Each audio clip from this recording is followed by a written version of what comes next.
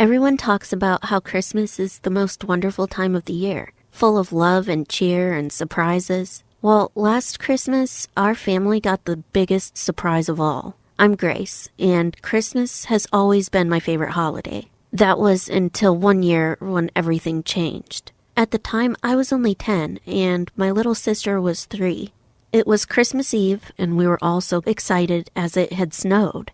That meant we were going to have a white Christmas. But suddenly I heard loud voices. Our parents were fighting. I didn't know it at the time, but my dad had been having an affair, and my mom had just found out. I came downstairs just in time to see my dad slamming the door and driving away. Mom was in tears and told me to run back upstairs and pack a bag for me and my sister. Then we drove to my aunt's house, and the 3 of us stayed there that night. We woke up on Christmas morning, and because Mom is a nurse, she had to go to work as she was on duty that day. We opened our presents, and then me and my sister went outside to play in the snow. Suddenly our dad appeared, and we were so happy to see him. He had presents, and he asked us to quickly jump in the car with him so we could go home to see what Santa had brought us. I remember he smelled kind of funny, and I thought he must have forgotten to bathe, but it was the smell of alcohol. He'd been drinking all night and was completely over the limit. As we drove away, our aunt came running out, but it was too late. We were on our way home.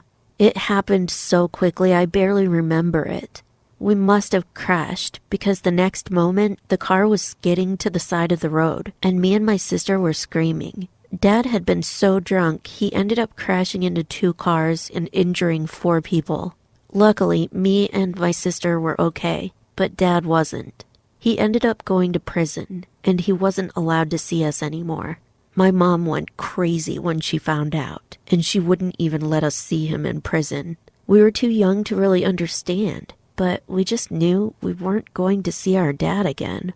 A couple of years ago, I asked Mom about him, and she said he'd gotten out of prison and moved across the country, and that she didn't want to talk about it, so I never mentioned him again. And then my mom met a new guy named Neil, and I guess I like him, but I miss my dad a lot. Then Christmas came around, and it brought back all those memories. Mom always acted a little emotional on the day, and last year was no different. It hadn't snowed since that Christmas, but when we woke up on Christmas morning, my little sister came bouncing into my room to tell me it had snowed. We raced downstairs and started to put on our coats and our shoes. Even though I was 15, I couldn't resist a good old snowball fight. Afterwards, we opened our gifts, and Mom was really quiet. The snow obviously reminded her of what happened that Christmas with Dad. We spent the rest of the day watching movies and playing with our gifts, and then we sat down to enjoy dinner. We'd almost finished eating when the doorbell rang. My little sister went to open it. "Who is it?" I asked her, expecting it to be our aunt or something. But you won't believe who was standing there. It was Santa. Okay, so I know he's not real, but my little sister freaked out. "Mom, Santa's here," she screamed. Mom came running towards the door with her boyfriend running behind her. We were all so confused. He had a bag of gifts and just stood there not saying anything. My sister was so excited, and she led him through to the lounge and offered him a glass of milk and some cookies. I just looked at Mom and shrugged my shoulders. He sat down and opened his bag. Then he handed me and my sister a gift. Mom kept saying there's no need for gifts, and I could hear Neil whispering to her, "Who is this guy?" But my little sister had already unwrapped it and was squealing with joy. He'd got her the exact video game console she wanted.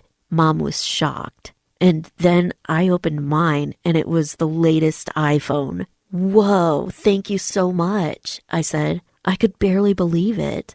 "Sorry, who are you?" my mom finally asked, but he didn't reply. He just started whistling Jingle Bells and looked kind of awkward. And then Neil said thank you to him and asked him to leave. Suddenly, he got up and just ran out. My sister tried to run after him, but he was too quick. Seriously, who was he? The rest of the evening was a little strange, and we were all so confused. My mom thought maybe my aunt had planned this and decided to ask her later when she came over. Neil went to pick her up, and as soon as he drove off, the doorbell rang. It was Santa, again. He said, "Sorry, I forgot I had one last gift in my bag." And then he handed it to my mom. As soon as we heard his voice, we realized who it was. "Daddy?" I said. He took off his Santa hat and fake beard and just broke down. And suddenly we were all crying. Up until that moment, I don't think I'd realized just how much I missed him. Me and my sister ran into his arms, and Mom stood there silently sobbing behind us. She opened the gift, and then she started crying even more. It was a photo album of all of our memories together, up until that Christmas when everything went wrong. My girls, I'm so sorry. Please, please forgive me. I can't live another day without you all in my life. That Christmas ended up being the best Christmas of our lives. Our dad was back. We invited him to join us for dessert, and when Neil came back and found out who it was, he was furious, and so was my aunt. But me and my sister couldn't stop smiling. As for my mom, well, I think she was more shocked than anything, but it ended up being a magical day. Of course, my mom's boyfriend stormed off, but we were too distracted to really notice. Now we don't know what to do. Dad keeps contacting us and turning up at the door. I really want him back in our life, and it seems like Mom's falling back in love with him. She talks about him all the time, and every time he appears, she can't stop smiling. I mean, people change, right? Should we give him another chance?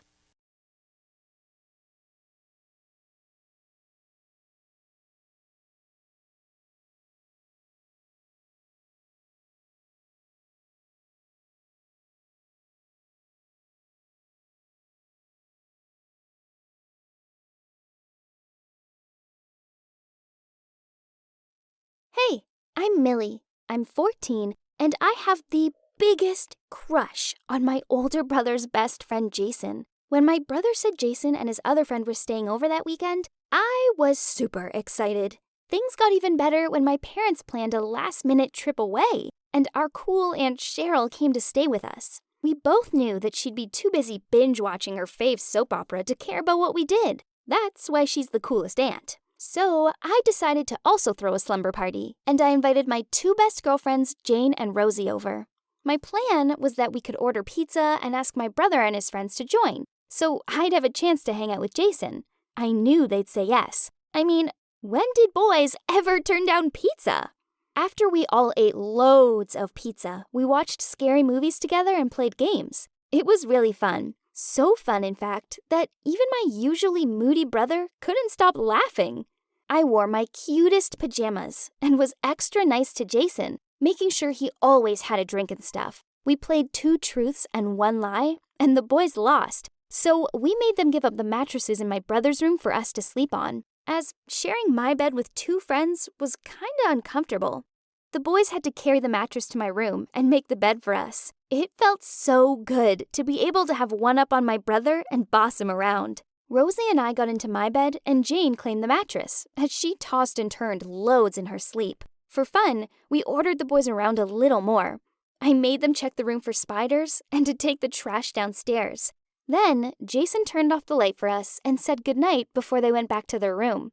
That was so sweet. We chatted for a bit. Then Jane said she felt left out, so she crawled into my bed. It was too cramped for me to sleep, but that didn't seem to stop the others from drifting off. I kept thinking about Jason and how I was sure he'd been looking at me as he turned the light off. I went downstairs to get myself a glass of water, and on the way back to my room, I heard noises coming from my brother's room.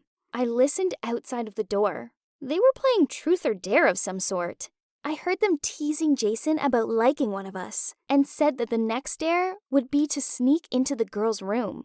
Worried that they'd walk out and see me, I quickly ran back to my room. I didn't even have time to climb into my bed, so I threw myself onto the mattress and laid still. Then, a while later, I heard footsteps. It must be Jason. His shadow got closer to me, and it felt like he was leaning down. And then he kissed me! OMG! I tried my best to pretend like I was asleep. Then I couldn't hold it in anymore. I kissed him back. He gently stroked my hair, then left. I couldn't believe it! He liked me too? And that was my first kiss ever! The next morning, I woke up early, did my hair, put on a pretty dress, and made pancakes for breakfast. I made one in a heart shape for Jason, which I set up on the table. But when everyone came downstairs, my brother took that heart-shaped pancake and gave it to Jane before I could do anything. Did he like my best friend? Ew, no way! After everyone left, I immediately told my brother he couldn't like my friend, but he told me that she liked him too. He said he knew I liked Jason, so we should join forces and help each other out. That kinda sounded like a sweet deal, so I agreed. My brother set up a movie date for Jason and me by saying it's just a normal weekend hangout. Then he bailed out last minute. The date was perfect. I accidentally touched Jason's hand when we both reached for the popcorn. I thought that this was it. It's time for me to talk to him frankly. So after the movie, we grabbed a drink and I said to him, "I know you like me. Let's stop acting as if nothing happened." He looked confused and laughed. Then I went on more specifically. "You know, that night you came into my room?" But he kept looking really lost, saying that he didn't go into my room that night at all. Then his phone rang. It was Jane calling him. Her picture showed up on the screen. Why does he have her phone number? He picked up and told her he'd be over shortly. I immediately asked him about it. Then he stuttered, saying that actually, he and Jane had just started dating. They first met at my slumber party and had exchanged social media accounts and have been talking to each other nonstop ever since. He also said that they were thinking about how best to tell me and my brother about this. And, "Thank you. If it wasn't for you, I wouldn't have met Jane. But what were you talking about before? Continue." Stunned, I quickly replied with, "Gotcha! I was just kidding. It was a dumb dare. My brother dared me to prank you because I lost a game to him." I made my excuses and swiftly left after that. I felt completely mortified. When I arrived home, I threw a tantrum and told my brother everything, including the part about me overhearing them playing Truth or Dare and the kiss. He just sat there listening with his mouth wide open. And then things all came to light.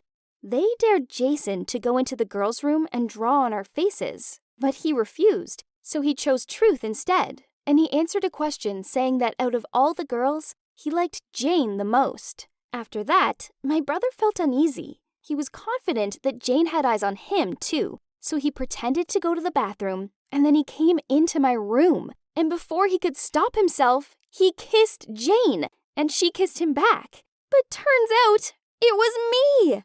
I was the girl who was lying on the mattress!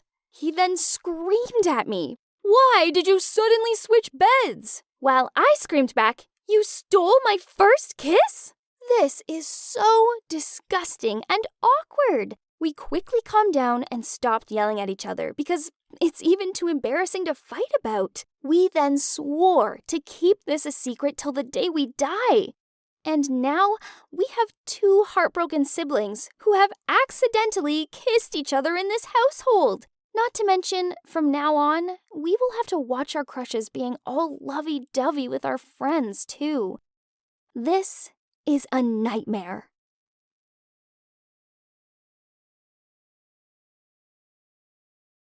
My name is Oscar, and I've been madly in love with Leanna since I was 19.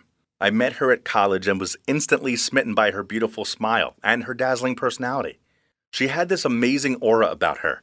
When she was around then, however bad my day had been, everything just felt good. I didn't tell Leanna how I felt about her because she had a boyfriend, Tony, who also just so happened to be my housemate. Leanna loved Tony, and he loved her, so I kept my feelings to myself. I knew that I'd have to make do with having Leanna in my life just as a friend. I finished college, started a new job, and things were going pretty well. I was still in love with Leanna, but I'd learned to accept the fact that she was happy with Tony, and I was pleased for them both. Then one day I got a frantic call from Leanna saying that she'd been driving and they'd been in an accident. Tony was dead. The accident hadn't been Leanna's fault. The roads had been icy and the car had skidded into a brick wall. Leanna found it difficult to get past the guilt. She wasn't this full-of-life person anymore. Instead, she just seemed so lost and sad. I started spending more time with her. I took her out to restaurants, the bowling alley, and mini-golf. These were the types of things we all used to go with Tony, but I wanted her to realize that she could still live her life and enjoy it even though Tony wasn't here anymore. When Leanna was around at my house and we were watching Tony's favorite film together, she was crying, and I was trying my best to comfort her. I just wanted to take all the pain away from her. Before I could stop myself, I blurted out the words, "Leanna, I love you." She looked stunned. I'd said them now and I knew it was too late to take them back. "I'm sorry, I know I shouldn't have told you that. You're grieving for Tony and, well, I know you see me as a friend, but I truly love you, Leanna, and always have. I want you to realize that the accident wasn't your fault and find happiness in life, as you're a beautiful person inside and out, and Tony would want you to live an amazing and happy-filled life because he loved you." She burst into tears and hugged me. We both stayed like that, huddled on the couch, crying for hours. Finally, she pulled apart from me. She told me that I was an amazing person, but it was all too much for her, and she needed space. "How about if we're both still single at 30, then we'll get married?" she asked me. At first, I didn't think that she was being serious, but I loved her so much, and I believed that agreeing to this would comfort her. So there it was. If by 30, Leanna had learned to heal, and neither of us had fallen in love with someone else, then we'd get married. After this, we parted ways. Leanna moved to another town, and I moved countries. For the first couple of years, we didn't talk at all. Then out of the blue, Leanna sent me a message on social media. We started chatting more regularly, and then we became strong friends again. Talking to Leanna resurfaced all of the feelings I felt for her, and my love for her grew stronger than ever. When we were both age 29, we were chatting on the phone, and I jokingly mentioned the marriage pact. She suddenly fell silent, and at first, I was worried I'd upset her. Still, I knew that I needed to tell her how I felt. "Leanna, I still feel the same way about you. I don't love anyone else. I love you." More silence. I thought, I'd done it this time, but I didn't regret telling her how I felt. "I haven't fallen in love with anyone else either," she eventually said. "Let's spend some time together and see if the spark's still there." I wanted to shout yes, but I tried to keep my cool.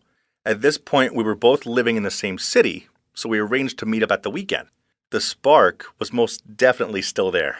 We started dating, and it was amazing. I finally had the girl of my dreams, and I'd never been happier.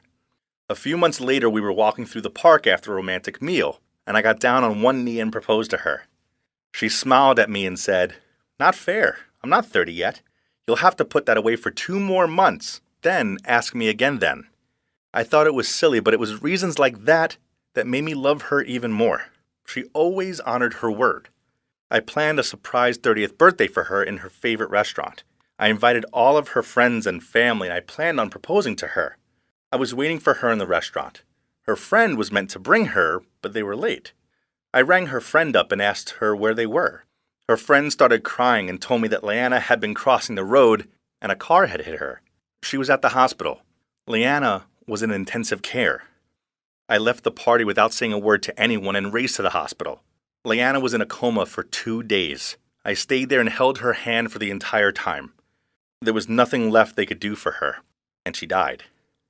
I'd finally got my soulmate, and now I'd lost her. I fell into a state of depression and lost my job, my home, everything. I moved back in with my parents and had to start again. I'm currently in therapy to try and rebuild my life. It's not easy, as most of the time, all I feel is empty. It's been 4 years since then, and I still miss her every day. It's hard, but I've learned to live with the pain and loss of the life we'll never lead. Thank you for listening to my story. Some love journeys are never meant to be, and as painful as this is, we have to find the strength and will inside of ourselves not to give up on life. I'm trying my best to be strong and to live out my life as well as I possibly can, as I know that this is what Leanna would have wanted. Hey, it's your girl Nicole back again. So, my mom couldn't deal with my truancy anymore, so she packed me off to live with my dad.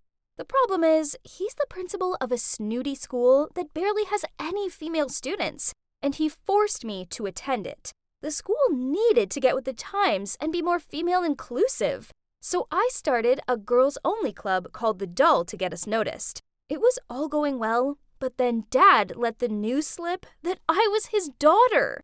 By first break, everyone in school knew who I was. Soon, kids who'd never spoken to me before were offering to help me with my homework, and the teachers seemed nervous around me.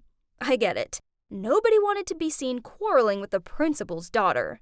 even the grumpy canteen woman completely changed too. Now, she even gave me double portions of chicken. It sounded good, right? Nope. Instead, it was kinda annoying. Then on top of all this, my friends started doing crazy stuff behind my back. They put lipstick kisses on random lockers, snuck into the faculty room and set up a doll's tea party, and then they did the biggest prank of all. Yep, they actually went into the gym hall and hung up garlands of panties, bras, and tampons alongside a massive banner saying, "Welcome to the girls' world." Wow, even I thought they'd gone too far with this one. My dad was fuming about it. I was terrified they'd get expelled. There were barely any girls in the school as it was, without me losing my only female classmates. But they ended up getting a week's worth of detentions and were made to stay behind after school and clean up the gym hall. Phew! The next day, my friends came up to me while I was at my locker, and Angela said, "Detention sucks, but that prank was so worth it. Just wait till you see what we've got planned next." She winked. "It's definitely going to be a washout." Carly chuckled. Enough was enough, so I told them to inform the rest of the doll to meet me in the gym after school. Okay, so I may have sneakily taken the gym's key out of my dad's pocket, but it was for the greater good. Now I had all of the doll together. I said what I needed to say. "Hey girls, look, I know this school favors boys, and it's understandable you want to be seen, but all these pranks are making us look bad. I know my dad, and the only way he's going to listen to us is if we do something that gets across our point in an honorable way. So I'm going to run in the next student council election." Before I'd even finished my sentence, Carly said, "But that position is only for the boys." So I replied, "I think it's time we change that. Don't you? So, who's with me?" To my surprise, all of the girls in the room raised their hands and cheered. After that, I launched my campaign. The 2 candidates with the highest number of votes would go through to the final round. At first, I didn't get much attention, but then this wasn't surprising, as I was the only girl competing. The other competitors took it super seriously. One boy handed out free t-shirts with his name on them, and another stuck leaflets on everyone's locker listing 10 reasons why he was the right person for the job. No way. I needed to come up with a plan. So I came up with a familiar but extremely effective strategy called Beauty Trap. Ha! No boy could escape it. One of my main focuses was that I wanted to put the buzz back in this school and make it inclusive for all. So I took that one step further, and me and my team dressed up as cute bees and handed out homemade black and yellow cupcakes. Then, whenever a boy spoke to us, we winked at them, handed them candy, and told them it was just for them because they were the cutest. And it worked. Of course! I made the final 2, and it came down to me against Brandon, this super smart guy. So now all I needed to do was work on my presentation, which I'd give in the schoolyard. How boring it was! So a bright idea crossed my mind. Why didn't we combine the finals with a prom night where students could not only vote for the potential president, but also dress up and socialize? I told my team about my amazing idea, but to my surprise, they looked doubtful. "The teachers will never let that happen. They are so anti-parties, it hurts," Carly said. "You just leave this to me," I smirked. My dad may have been strict, but he was no match for me. So that night after dinner, I told him my plan. At first, he was so surprised and didn't agree, as he said that we couldn't combine the election ceremony with a singing and dancing party, as it would take the dignity out of it. Ugh! My dad was stuck in the past. So I said, "But Dad, it'll be a good opportunity for all the students to hang out with each other. Me and my friends will decorate the hall, find a DJ, sort out the food and drink, and do everything else. I know you have your reservations, and I get that, but prom is an important event for us teenagers. We learn so much from them: how to dance, how to feel good about ourselves, how to mix with each other. Plus, we need this, and I promise I won't let anyone spike the punch. In fact, we won't even have punch." It took a lot more pleading and persuading, but eventually he sighed, then said, "Fine, you can have your prom, but don't let me regret it." I squealed in excitement, then rushed over and hugged him. He looked shocked, as thinking about it, this was the first time I'd hugged him in, well, years. I have to admit that it kind of felt good. I instantly messaged the group with my good news, and they replied with memes, love hearts, and dancing emojis. And the talk soon turned to what we were going to wear. See? Being friends with the daughter of the principal had many advantages, right? I'm not going to lie, organizing a prom was hard. But luckily for me, I have amazing friends who helped me all the way. Carly sorted out the decorations and found a DJ, and Angela was in charge of tickets. The night of the prom finally arrived. And wow, everyone scrubbed up well. The doll members gave a welcoming dance performance, then Brandon and I went up on stage to give our presentations. Brandon went first, and geez, he's Mr. Serious. But he is cute. He went on about improving the nutritional value of school meals, organizing more school trips for the chess, math, and sports clubs, and doing more to help the climate crisis, such as raising money, recycling, and producing solar energy to lower the school's carbon footprint. It sounded convincing, right? But it was a little bit boring. He was such a nerd, albeit a cute one, and I had to pretend to itch my nose so I could secretly yawn. I heard clapping. Oh no. That meant it was my turn, and I wasn't prepared. The prom had taken up my time and… what should I say? That's when I looked over at my dad, who was standing at the back of the room, and I saw him nod at me. So, I took center stage and decided to let my heart do the talking. Hi, guys and girls. Some of you may know me as the rebel girl who stirred up trouble when I first arrived here, while others may just know me as the principal's daughter. The truth is, I'm just a normal student like the rest of you, one who had some major doubts about coming here. I could hear some people whispering in the crowd, but I kept calm and carried on. I didn't think I'd like it here, but it turns out I was wrong. I've made some amazing friends, and I've grown to really kinda like this place. However, the outdated attitude toward the female students frustrates me. Times have changed, and we belong here too. So it's only right we have our own uniform, clubs tailored for us, and please, no more bench presses. Girls are just as good as boys, if not even better. For example, we, the awesome girls in the doll, set up this party all by ourselves. Together, let's make our high school life more brilliant and inclusive for all, because this school has something special, and I want everyone to see that with a little care and attention, it can truly buzz. Wow, I'd done it. All of the students cheered and applauded. Even Brandon patted me on the shoulder and said, "Well done. Your presentation was so convincing. You've got my vote." Then he winked at me. OMG. What did that mean? After that, I joined my friends on the dance floor and made the most of the amazing dance we'd organized.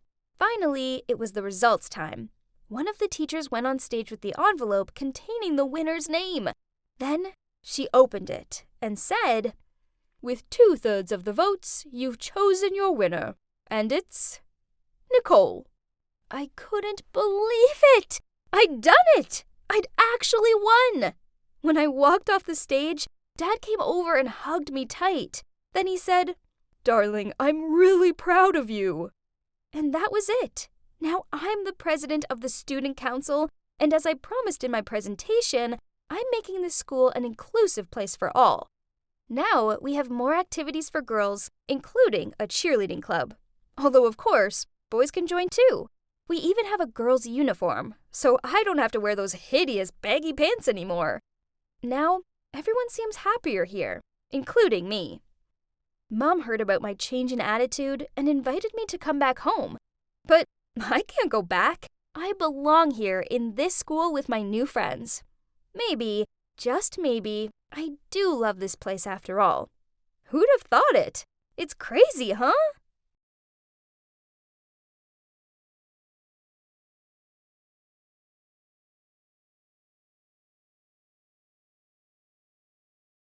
I'm so excited as it's my graduation ceremony tomorrow. Eek!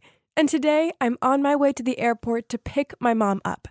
I can't wait to see her, but, well, it's complicated. I grew up in Philly, but I've been studying here in Toronto for the last 3 years. I'm so grateful to God for letting me be a girl because, girls' lives are way more colorful than boys' lives are. Clothes, makeup, shoes, you name it. For girls, it's just so much more fun. I understand I'm probably confusing you. Well, up until the age of 18, I lived life as a boy. Kai. Actually, Kai's my legal name. I grew up with toy trucks, dinosaur wallpaper, and a rocket-shaped playhouse. Then, at 2 years old, Mom moved into a villa out in the countryside. It was just us and our old maid Rita. Meanwhile, my father and grandparents stayed in the city and ran the family company together. Back then, all I knew was my family was rich and successful, but I didn't think much about it. Hey, I was just a kid. All I cared about was getting to choose what color tumbler I had my juice in. Mom always said we moved away because of her migraines, which worsened in hectic surroundings. Nonsense. She just wanted to keep me away from the family so they wouldn't figure out I was actually a girl. Crazy, huh? So I must have known I was a girl, right? The thing is, when you're little, you pretty much believe everything your mom tells you. So when she said I was a boy, then I had no reason to think otherwise. Still, I was drawn to girly things like a magpie was to anything shiny. For instance, I tried putting my mom's sparkly hair clips in my short hair, but Mom caught me, took them out, and told me they weren't for boys. Another time, when I was at a playdate at this boy's house, I peered into his sister's room and saw all of the Barbies and dolls. Mesmerized, I took one and started playing with it, but then I heard him laughing at me, and he teased me that I was a boy and I shouldn't like gross things like dollies. I didn't like being teased, so after that, I tried to keep my liking for girly stuff to myself. I pretended to like action figures, aliens, and cars, but to be honest, I didn't care much for them at all. But the older I got, the harder it was for my mom to keep up the lie. The trickiest part being the school restrooms. To hide the secret, Mom told me the bathrooms at school were dirty, and if I used them, I'd end up with scaly green skin. So every day on the break, Rita would come and take me home to go to the toilet.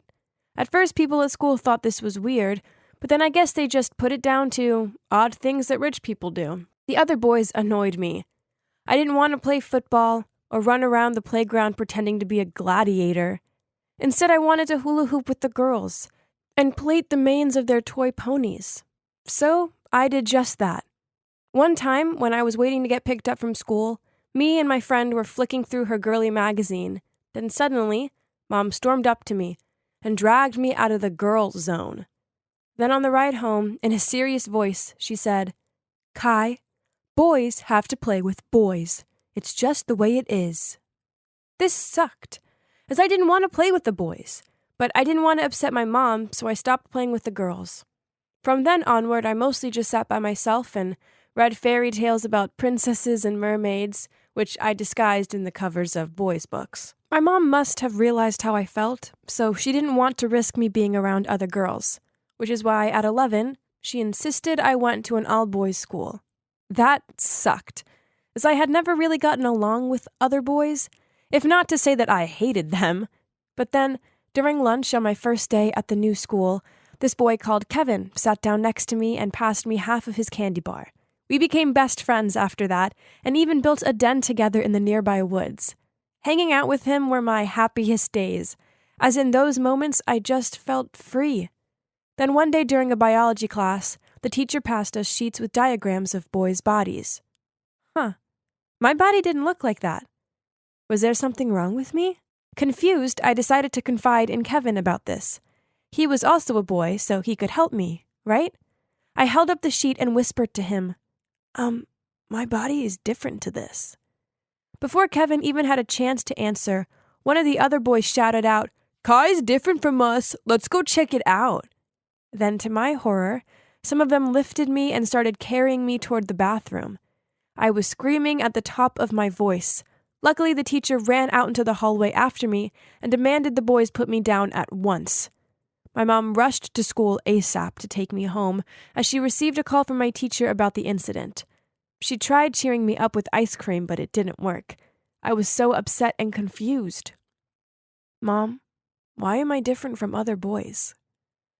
She gave a wounded look, sighed, then in a quiet voice said, before I tell you the truth, I need you to understand that I love you, Kai, and everything I do is to protect you."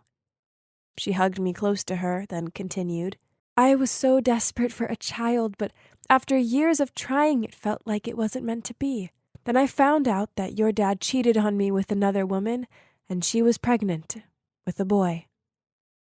I stared at Mom with wide eyes, patiently waiting to hear what came next, because so far, nothing made sense. This was hard to bear, but just when I thought my heart would break, well, I fell pregnant with you. You have to understand, your father and grandparents have very old-fashioned mindsets on the company and having a male heir to inherit it. So, even though his mistress ended up having a baby girl, and your father agreed to fund them both only if they moved to Miami, I knew you'd never be respected in your father's eyes, not as a girl. That mistress of his would make sure their daughter came back and got everything over you. I just couldn't let that happen. So I lied to everyone that you were a boy. I know you're probably angry with me, and I don't blame you. But you can't tell your father the truth. You can't tell anyone the truth. Wow. So, I was a girl? Now everything started to fall into place.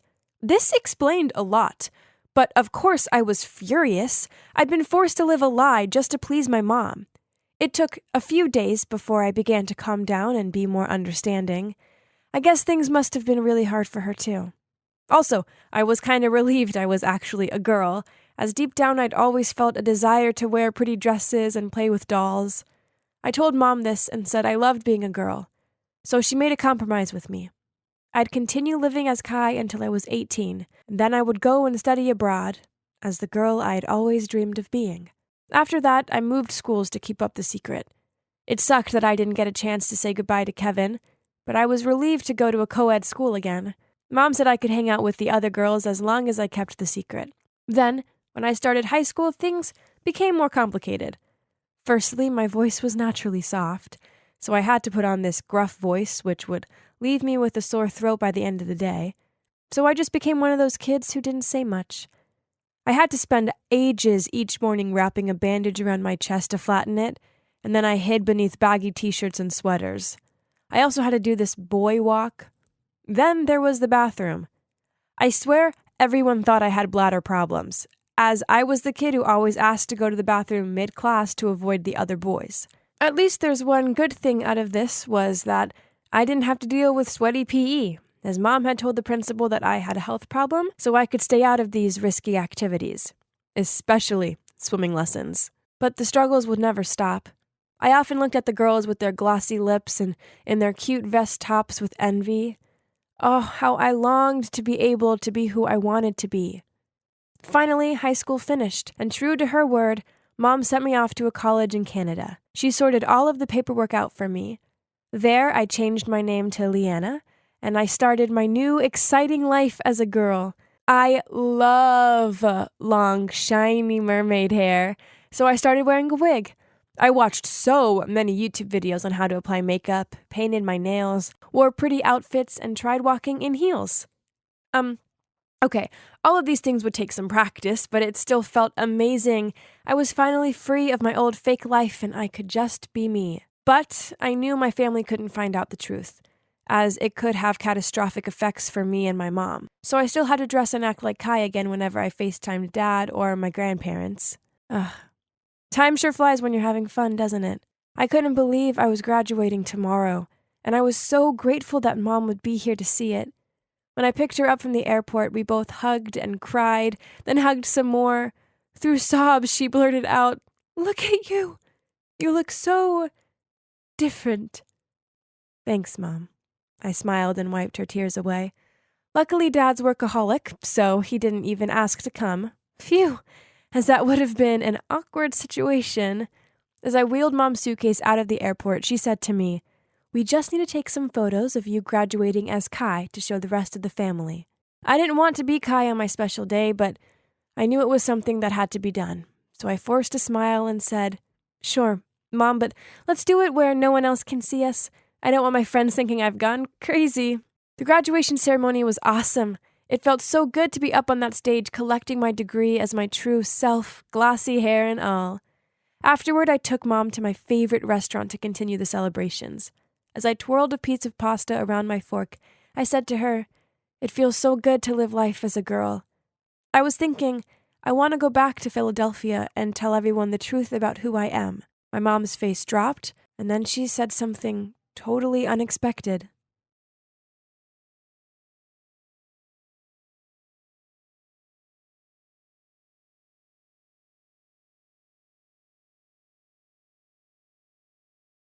I'd just climbed back into the room when suddenly I heard a voice. "Jasmine, how come you're only getting home now?" I turned around to find Emma standing there. "That's my business." "Don't come home late like this again, okay? You'll be grounded if your dad finds out." I shrugged and closed my door without saying anything. Yep, that's Emma, my stepmom. She doesn't actually care. She just pretends to. If it wasn't for her telling my dad to forbid me from singing, then I wouldn't have to sneak out to go practice like this.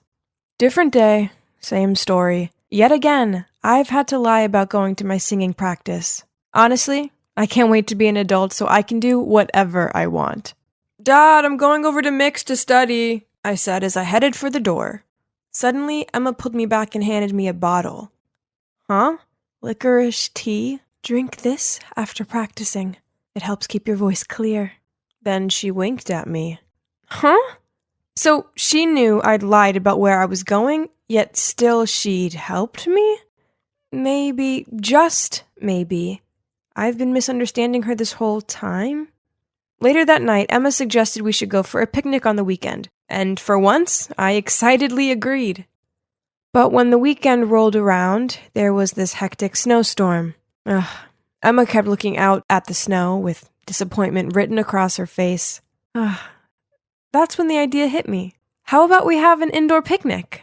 Yes, that's right. That's a great idea. And so we set up the tent right in our living room, and we were having the best time when suddenly the doorbell rang. I got up to answer it, and standing there covered in snow was a woman. She suddenly ran at me and said, "Oh my gosh, Jasmine, you've grown up so fast. I've missed you so much." Before I could understand what was going on, Dad shouted, "Megan, I can't believe you have the nerve to show up here like this. I know you won't accept my apology, but you don't understand. I had to see her. I've missed her every single day." Oh my God. So, that woman was my mother? I couldn't hold back my tears and ran straight over to hug her. I swear I'd been waiting for this moment for years. Mom gently stroked my hair and then turned to my dad. "Can I stay here for a while? Just to make it up to my beloved daughter after such a long time being apart, Elvis?" "Are you joking? Get out of my house!" "Dad, please let her stay. Please." But no matter how much I begged, Dad wouldn't give in. And so I turned to Emma for help. "Elvis, just let her stay here. If Jasmine wants to be with her mom this badly, we should let them have some time together. Come on, darling." I looked at Emma with so much appreciation, then turned those puppy eyes towards my dad, and eventually he reluctantly nodded his head. "Yay!" I shouted and led Mom to my room. From that day onwards, I spent most of my free time with her. We went to the movies together, shopping together, and honestly, it was the happiest I'd ever felt. One day, I was listening and humming along to my music when Mom came in. "Wow, so you also love singing?" It must be genetic. Back then, if I hadn't been so passionately obsessed with music, which drove your dad crazy, I might never have left you like that.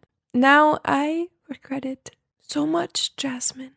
I put my arms around her and softly said, "After all these years, I still think about that lullaby.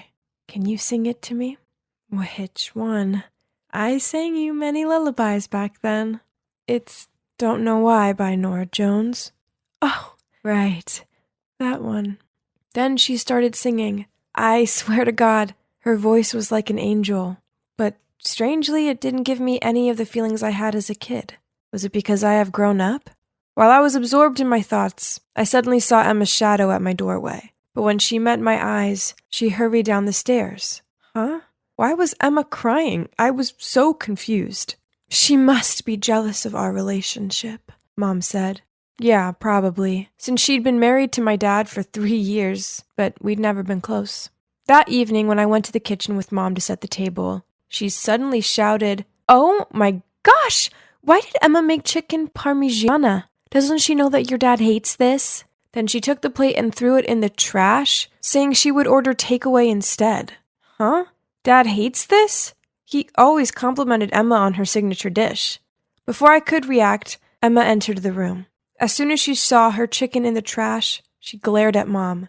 Things then got so awkward. Emma had skipped dinner. Mom also tried to start a conversation with Dad a few times, but he ignored her. I felt so bad for Mom. In my dad's eyes, there was only Emma now. But my mother had done nothing wrong. She just wanted to pursue her passion. Later that night, I was heading to the pantry to get some snacks when I heard Emma yelling at Mom. "Megan, for old time's sake, I didn't bring up anything from the past, but you can't just do whatever you want." How dare Emma yell at my mom like that? As soon as Emma left, I ran over to my mom asking her what had happened. She hesitated for a while, then told me the whole story. It turned out Mom and Emma used to be in the same band when they were young. And since Mom was always the lead singer, Emma had begrudged her ever since. Perhaps she has never gotten over it. I didn't expect Emma to be so mean. So from that day on, I began to show my attitude towards Emma. I didn't let her go to the parent-teacher conference like I had promised before, and I even forbade Mick, my best friend, from talking to her every time he came over. Mom, how did you and Dad meet back in the day? Well, back then, your dad was a waiter at the lounge I used to sing at every weekend. We quickly fell in love and started leaving love letters for each other at our secret spot. Ew, how cheesy. It's called romantic, you silly. At that time, we put our initials at the end of every letter. Suddenly, there was some noise at the door, and I turned to see Dad standing right behind us. What do you mean, our initials? It represented our 2 favorite characters' names from that movie. Yes, it was the initials of Monica and Quincy in the movie Love and Basketball. Dad gaped at Emma in surprise as she continued. I was the one writing letters to you that year. But when I got to the meeting spot, I saw you and Megan together, so I left. Dad and Emma looked at each other, then turned to stare at Mom. Actually, back then I liked you so much that I pretended to be Emma, but it's not that important. In the end, you were still into me and we got along really well, right? I can't believe you lied to me like this for all these years! Then Dad angrily left the room, followed by Emma. As for Mom, she was sitting there, tears pouring from her eyes. Okay, so Mom was definitely in the wrong, but did Dad need to treat her like that? Who doesn't make mistakes from time to time? And anyway, it's because of my mom's mistake that I'm even here, right? From that day onwards, the atmosphere in the house was so intense. Dad ignored Mom, and Emma always gave Mom hateful looks. Until one day, I'd just gotten home from school when I saw my dad excitedly running towards me saying, "Emma is pregnant. You're going to have a little brother or sister." Wow. I'd always wanted to have a sibling. I couldn't believe it. So that night, my family threw a party to celebrate, and Mom also congratulated Dad and Emma. And thanks to that, the tension between the 3 of them started to ease. Phew. But a few days later, for some reason, Dad found out that I'd lied about going studying with Mick. He was furious and grounded me for a week. I was sullenly playing on my iPad when Mom entered the room. Emma must be the snitch.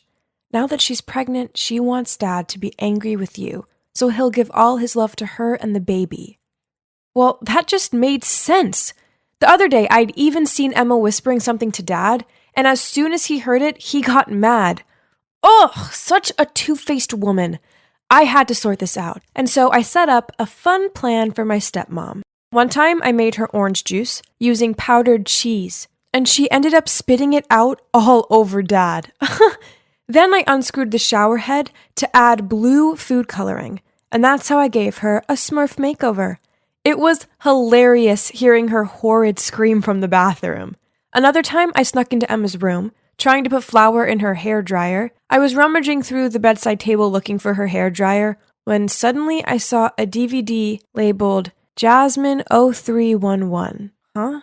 What's this? Why was my name on it? Curious, I went back to my room to play it, and then I couldn't believe my eyes. On the screen, Emma was carrying a baby and singing a lullaby to her. This melody. Wasn't it the song Don't Know Why? So that baby was me? But Emma couldn't sing, could she? Her voice was weak and sounded hoarse. What did this mean? I rushed to show my dad the DVD. Emma told me not to talk about this, but since you already know, I won't hide it anymore. Then he told me everything. Turns out my mom left for a rich man when I was only 2 years old, and it was Emma who came and helped my dad take care of me during my younger years. Oh my gosh. What? So all those memories of my mom's warm hugs and lullabies were all actually of Emma? A feeling of guilt welled up in my heart. I had to do something to apologize to Emma. So the next day, I asked Mick to go to the mall to help me buy her a gift. As I was passing a coffee shop, I suddenly saw my mom sitting with some guy. Without thinking much, I quickly pulled Mick to a nearby table and eavesdropped on them. Honey, how's the money? You know how pushy the creditors are, and they're getting kinda aggressive. Don't worry, it won't be long now. My daughter's on my side. She'll help me kick her stupid stepmom out. Then my ex-husband will soon follow her wish and volunteer to give me money. What? What was going on? Had Mom come back just for Dad's money? I was about to go confront her when my phone rang. It was Dad. Jasmine, go to the hospital right away. Emma is in the emergency room. By the time I got there, I saw my dad sitting outside the ER with his head in his hands. After a while, the doctor came out and said, "Both mother and baby are okay. Next time, please pay more attention to the patient's food allergy." How could you eat stuff you're allergic to? You must be more careful, okay? Yeah, Emma always took good care. It didn't make sense. Unless my mom... I was about to tell Dad about what I'd seen at the mall when Mom suddenly appeared, eagerly asking about Emma's situation. Unable to stand her pretense any longer, I shouted, "Mom, drop the act. It was you who did all of this, wasn't it?" Jasmine, what nonsense are you uttering? Furious, I immediately told them the whole story I've heard. Megan, I could forgive you for the old letter story and for trying to sabotage my voice, but the fact that you wanted to harm my baby is unforgivable. It turns out the stuff from the past that she mentioned before was that my mom harmed her to destroy her voice. So that's why Dad didn't let me sing, for fear that it would cause Emma pain. Suddenly Mom burst out laughing. I don't need your pity. You were so lucky to have such a beautiful voice and a wonderful man by your side. And even now, you're still trying to take the life that should have been mine. Megan, give it up already. You need to stop this. Mom was about to say something, but I interrupted her. Mom, please just go. I'm so ashamed to have a mother like you. Then I burst into tears. She got up and left, without even so much as a glance back at us. Emma took me into her arms. I was afraid that you would be disappointed. That's why I hid everything from you. I'm sorry for treating you so badly. She gently patted my head, and I felt like I was back in my childhood, where she'd held me and sang lullabies. It was so comforting. Finally, peace has returned to my family. I'm so fortunate to have Emma as a stepmom, and pretty soon, my little bro or sis will be here, and I can't wait.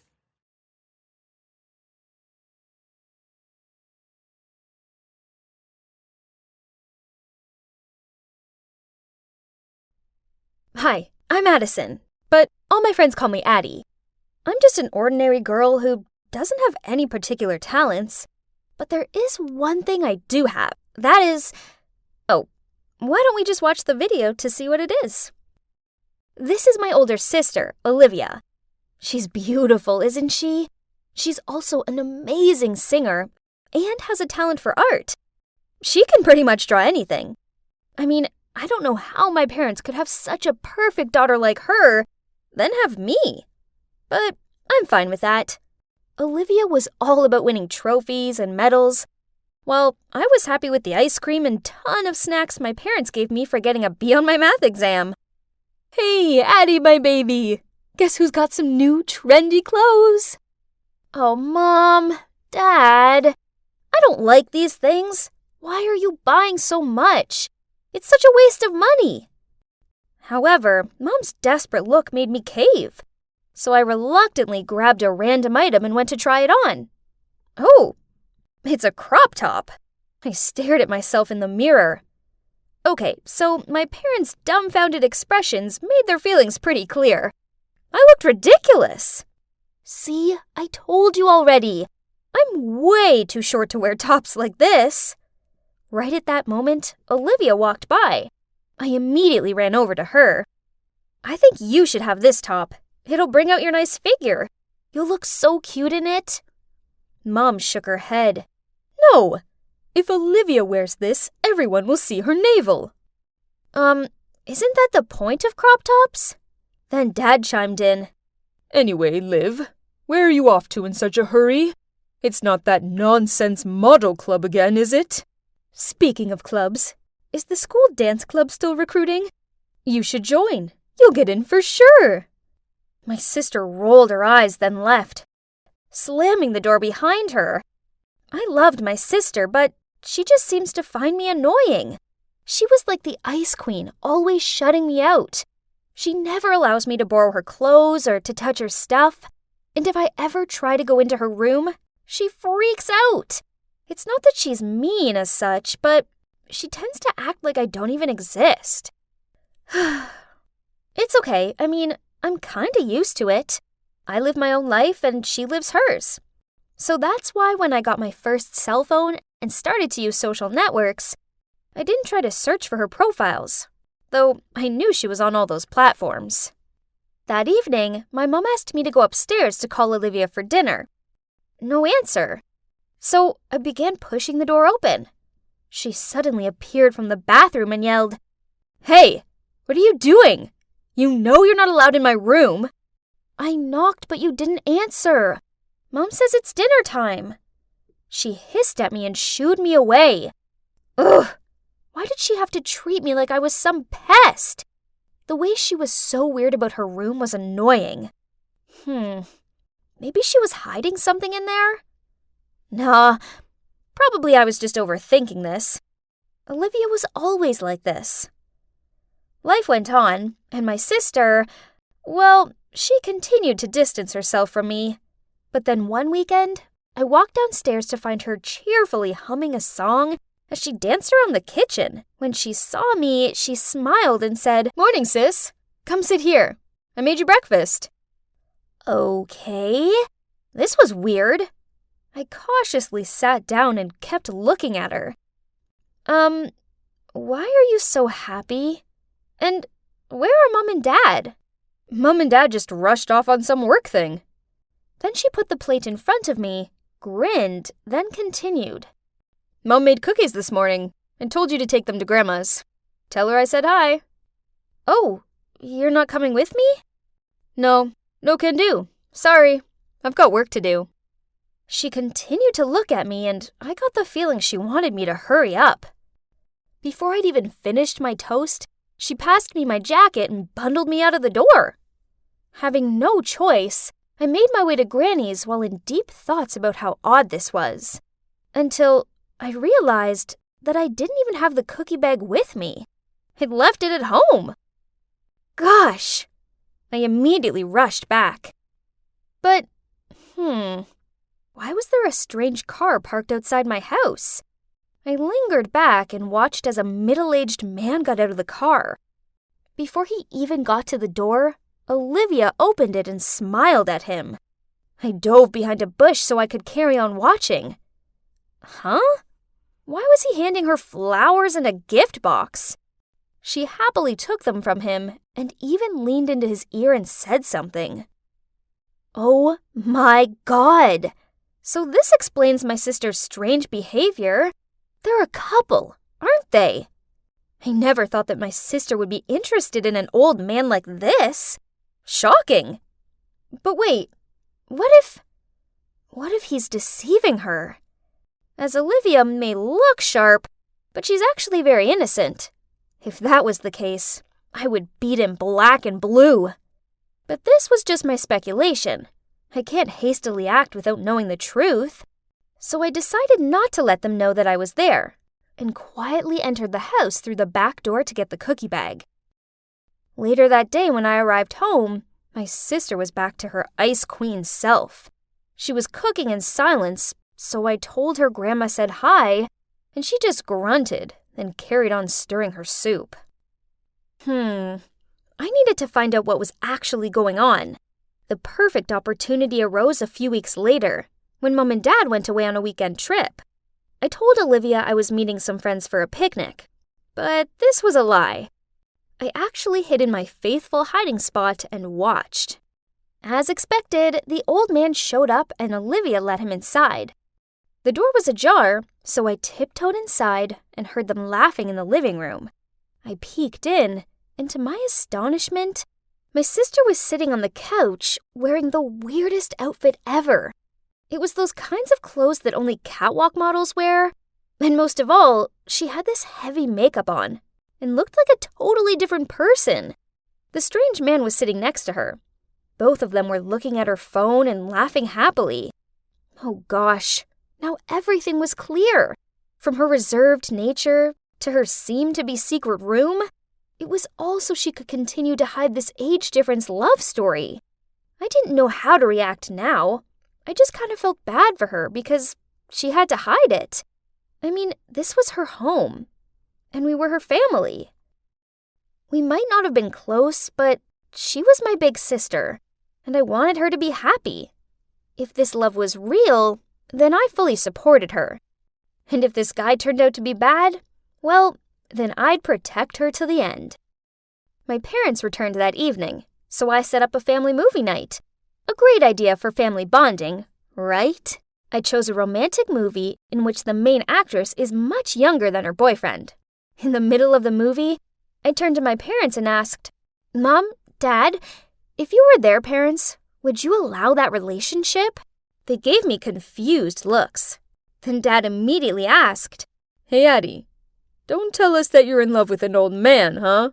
This startled me, but before I could say anything, the doorbell rang. I was about to go open the door, just to avoid answering Dad's question, but Olivia was faster. Not long after that, she turned back and shouted at me, "Addie, how dare you touch my phone?" "What's up, Liv? Who's at the door?" "Go ask your dear daughter Addison." She gave me a dirty look, then stormed up to her room.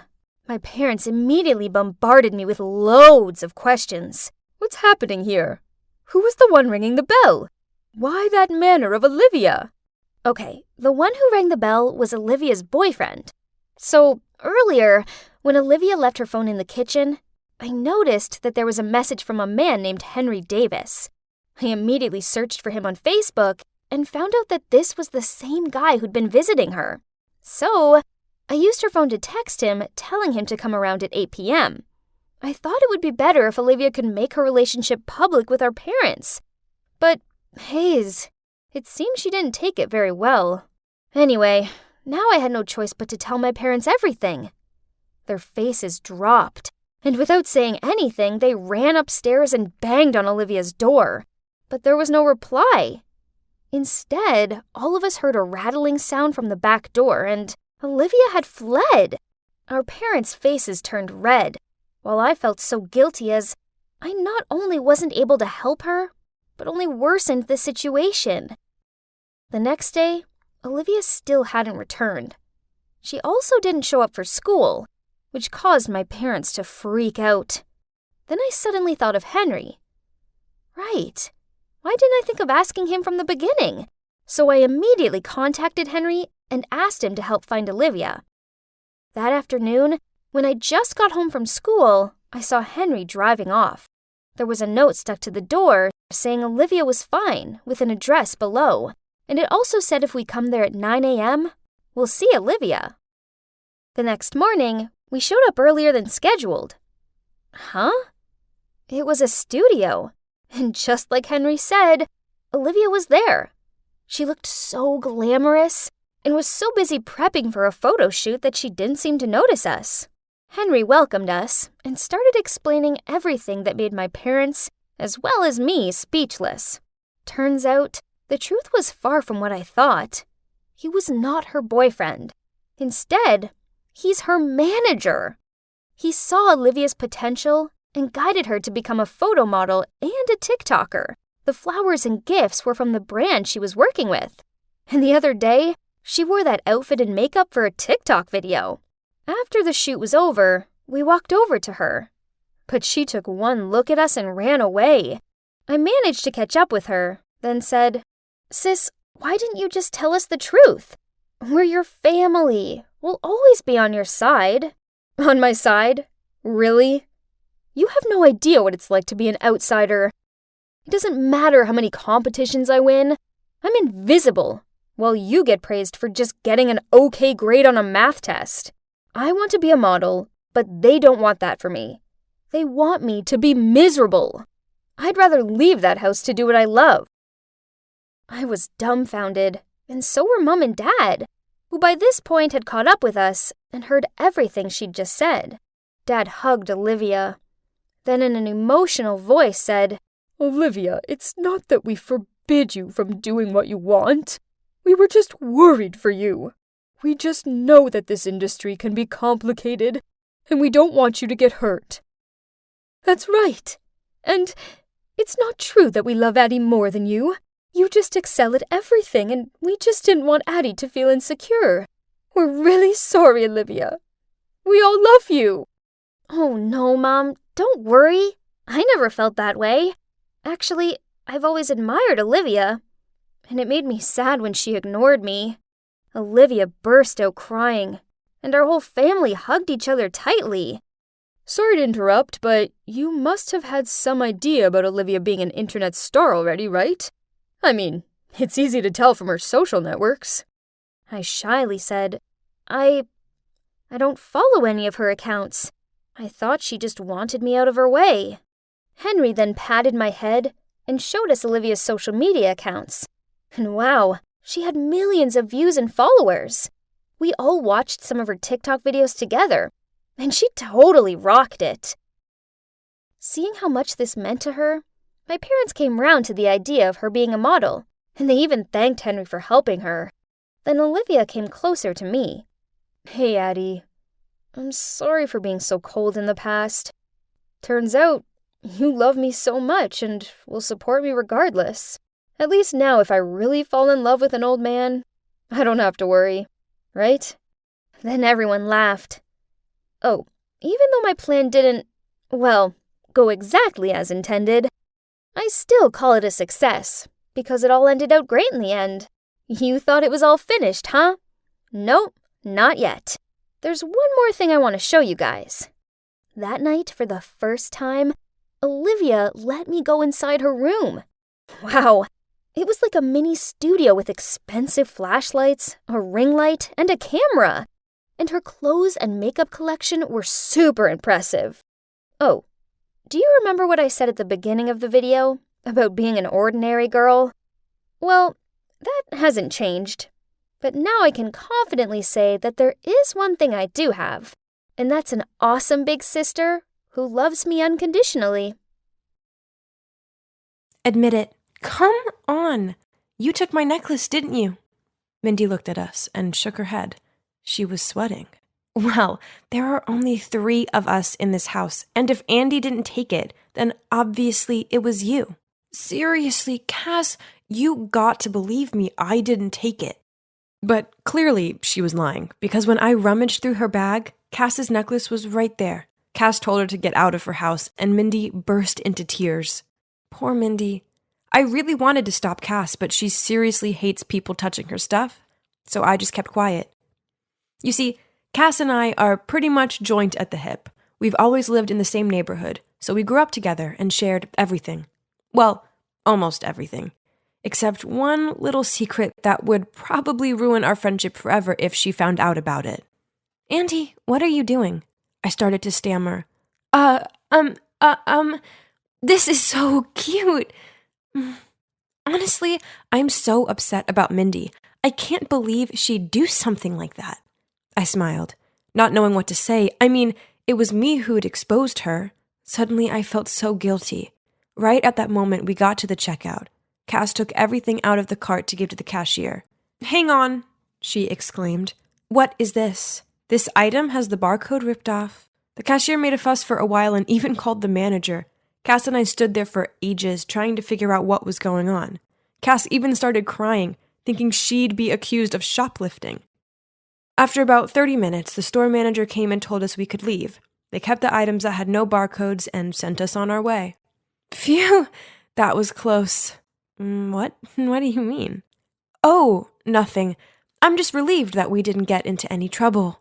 Just so you know, though, that wasn't the first time we'd got ourselves into an awkward situation while out shopping. Sometimes it was the torn barcodes, sometimes the tags were missing, then the security alarm would always go off at the door. And all of these situations weren't just coincidences. Okay, I gotta be honest here. The thing is, I have a habit of pilfering. Not because I can't afford stuff. I mean, my dad's the owner of a bank, so money isn't the issue. My dad basically buys me the latest phone every month. And you should see my wardrobe. I have all the designer bags. I steal because it gives me the kind of thrill that my boring daily life just can't give me. My dad just hands me money every day and never stops to think that maybe I'd like a hug or a how are you ever since my mom left when I was just a baby. He's been using money as a way to keep the peace. So one day when I was in elementary school, I stole a hairpin from the girl who sat next to me. It felt so good, like my own little secret. I loved the drama that came with it, and the fact that no one ever suspected me because I was such a rich little girl. After the hairpin, I got addicted to stealing little things and couldn't stop. It felt like the only thing I could control in my life, and so I kept on doing it. And here I am now, still getting a buzz from it every single time. And yep, you've guessed it. The one who took the necklace at Cass's sleepover was none other than me, of course. But at that time, because I was so scared, I slipped the necklace into Mindy's bag and pretended to find it there. I was deep in thought when suddenly Alex's scream startled me. Guys, I've lost my unicorn pen. You know the pen that glows? The whole class was suddenly in uproar. Some friends were trying to look for it. Meanwhile, Alex was walking straight towards me. Andrea must have taken it. This morning when I took out the pen, me and her were the only ones in here. I looked up at Alex, my heart pounding in my chest. This is it. I'm so done this time. Then I suddenly looked over at Scott Parker, the cute boy who just transferred to our class. Oh no, I couldn't give him a bad impression of me. I had to quickly think of a way out of this. You waited until I went to the bathroom to take it, didn't you? Alex, I'd never do such a thing. Besides, I have loads of nice pens. In fact, you can have one if you'd like. I pulled out a beautiful pink rhinestone pen from my pencil case and handed it to Alex. While Alex stared in awe at my pen, I suggested everyone go check their lockers to see if her pen was there. Sure enough, right by the lockers was the glowing unicorn pen she'd lost, right in front of Scott. I picked up the pen and handed it to Alex. I'm so upset you thought I'd steal this from you, but it's okay. At least we found it. Alex blushed and apologized to me. Our other friends also blamed Alex for not looking for it carefully enough and for jumping to conclusions about me. Next time, don't be so silly. Andrea's a good person. Besides, her family is so wealthy. Why would she need to steal a pen from you? I just smiled and walked away. Suddenly, a voice called out from behind me. It was Scott. He looked at me and said, "Wow, that was totally dramatic. I'm Scott, by the way. You're Andrea, right? Sorry if this is a bit forward, but here's my number." Excuse me? Am I dreaming? Of course, I texted him as soon as I got home. He said he was so impressed with how I'd handled being blamed for the whole thing. Soon we were chatting every day, and eventually he asked me to be his girlfriend. I was so happy. But there was just one small problem. Ever since we'd started dating, I felt really ashamed about my bad habit of stealing things. I was determined to give it up, but it wasn't going to be easy. One day, Scott came to pick me up and asked if I wanted to go to the bookstore. A bookstore? No, I don't want to go there. Can we go somewhere else? Please? Seeing me panic like that, Scott looked puzzled. Then he suggested we go to his place to watch a movie, which I was fine with. Hopefully there would be no temptations for stealing there. A middle-aged woman opened the door for us at Scott's place.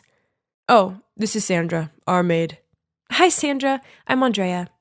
But instead of saying hi back, Sandra just stared at me in a seriously creepy way. It actually sent shivers down my spine. After watching the movie, Scott and his mom invited me to stay for dinner. Scott's mother, Mrs. Doris Parker, was really sweet, and we had some interesting chats. While waiting for dessert, I got up to go to the bathroom. But as I stepped out there, I almost bumped into Sandra. She was just standing there staring at me again. Sorry. She didn't say anything, but just kept staring at me in this weird way. Oh my gosh, why was she looking at me like that? The next morning at school, Scott told me his mother had just lost a valuable ring. She had a jewelry tray next to the bathroom sink, and after washing her hands, she'd forgotten to put her ring on. After dinner, the ring was no longer there. I comforted Scott, then made an excuse to go to the ladies' room. I needed to seriously think about this. Honestly, I'd tried my best to not get the urge to steal at Scott's place. But when I'd seen Doris's beautiful ring, no, I had to find a way to return it. No one could find out about this. And I had sworn to myself that I would never let this happen again. Hello, Huh? Where's Sandra? Oh, she was fired.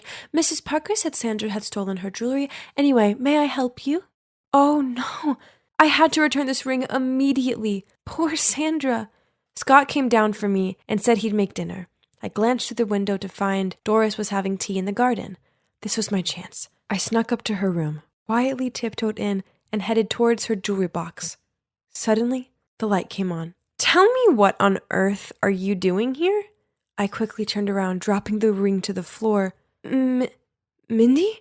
Why are you here? I'm Scott's cousin. So it was you who stole the ring. I can't believe my cousin is dating you. Hearing the noise, Scott and his mom ran upstairs while I was still dumbfounded and speechless. It was you who stole Cass's necklace too, wasn't it? She won't even speak to me because of you. I'm so sorry. I know it's not okay, but I couldn't stop myself. I've been feeling so guilty, so that's why I'm returning it. I was still kneeling on the ground when a hand reached out to me and helped me stand up. I'll handle this. Come on, let's have a chat outside, shall we? Turns out Mrs. Parker is a therapist. She could see I had a problem and offered to help me. I told her how guilty I'd been feeling about Sandra getting fired and asked Doris if she could call her for me so I could apologize. 30 minutes later, Sandra arrived. As soon as Doris saw her, she apologized and offered her the job back. But no, ma'am. I was the one who stole it, and I deserve to be punished. I'm sorry. Sandra, I've already confessed to Mrs. Parker that I stole the ring. I didn't mean to get you fired. I just couldn't help it. You didn't do anything wrong. It was me. I was greedy. She is innocent. What on earth is going on? Obviously, I was the thief, so why was she defending me? Why are you doing this? Do we know each other, Sandra? And that's when the truth came pouring out. Sandra was my mom. Yeah, I don't know how this is possible either. So according to her words, she'd had a huge fight with my dad when I was a baby, and she'd fled to another city where she found a job working for Scott's family. When they moved to Seattle, she came with them. Even though she was nervous about returning back to where me and my dad were, she'd carried so much guilt about leaving us, and never in a million years did she expect to bump into me at Scott's house. I was so shocked I couldn't even speak.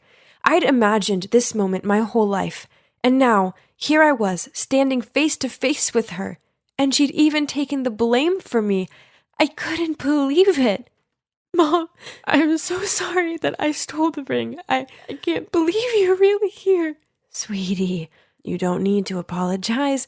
I'm the one who will be apologizing for the rest of my life. Abandoning my daughter like that. What kind of mom am I? How will you ever forgive me? We stood there, hugging for what felt like forever, and I knew in that moment that I'd never steal again. Doris diagnosed me as having kleptomania due to a lack of love from my mom. But now that my mom was back, I had no reason to seek out those thrills from stealing. I had everything I needed right here. There were a few moments where I almost stole again, but Doris told me to call my mom as soon as I felt the urge, and when my mom picked up the phone and I heard her voice, the urge faded, and I felt so much better. Scott and Cass and Mindy forgave me after Doris sat them all down and explained more about my addiction and where it stemmed from. Now, Scott and I are still together, and I see my mom every day at Scott's place. My dad hasn't forgiven my mom for leaving yet, but baby steps. Finally, I feel like everything is complete, and my pilfering is a thing of the past.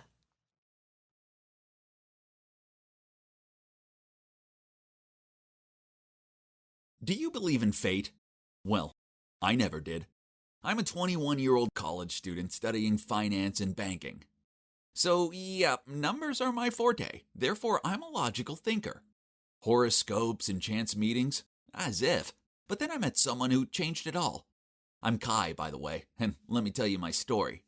It all started one evening while studying. I got a serious craving for some Cheetos, so I went out to get some. That's when I saw a petite girl shouting at two huge guys in the park. "Hey, Bigfoot, did you really just litter? Pick it up now or I'll give you a good going over." Oh man, did this girl have a death wish? And was she drunk? The two guys didn't look happy.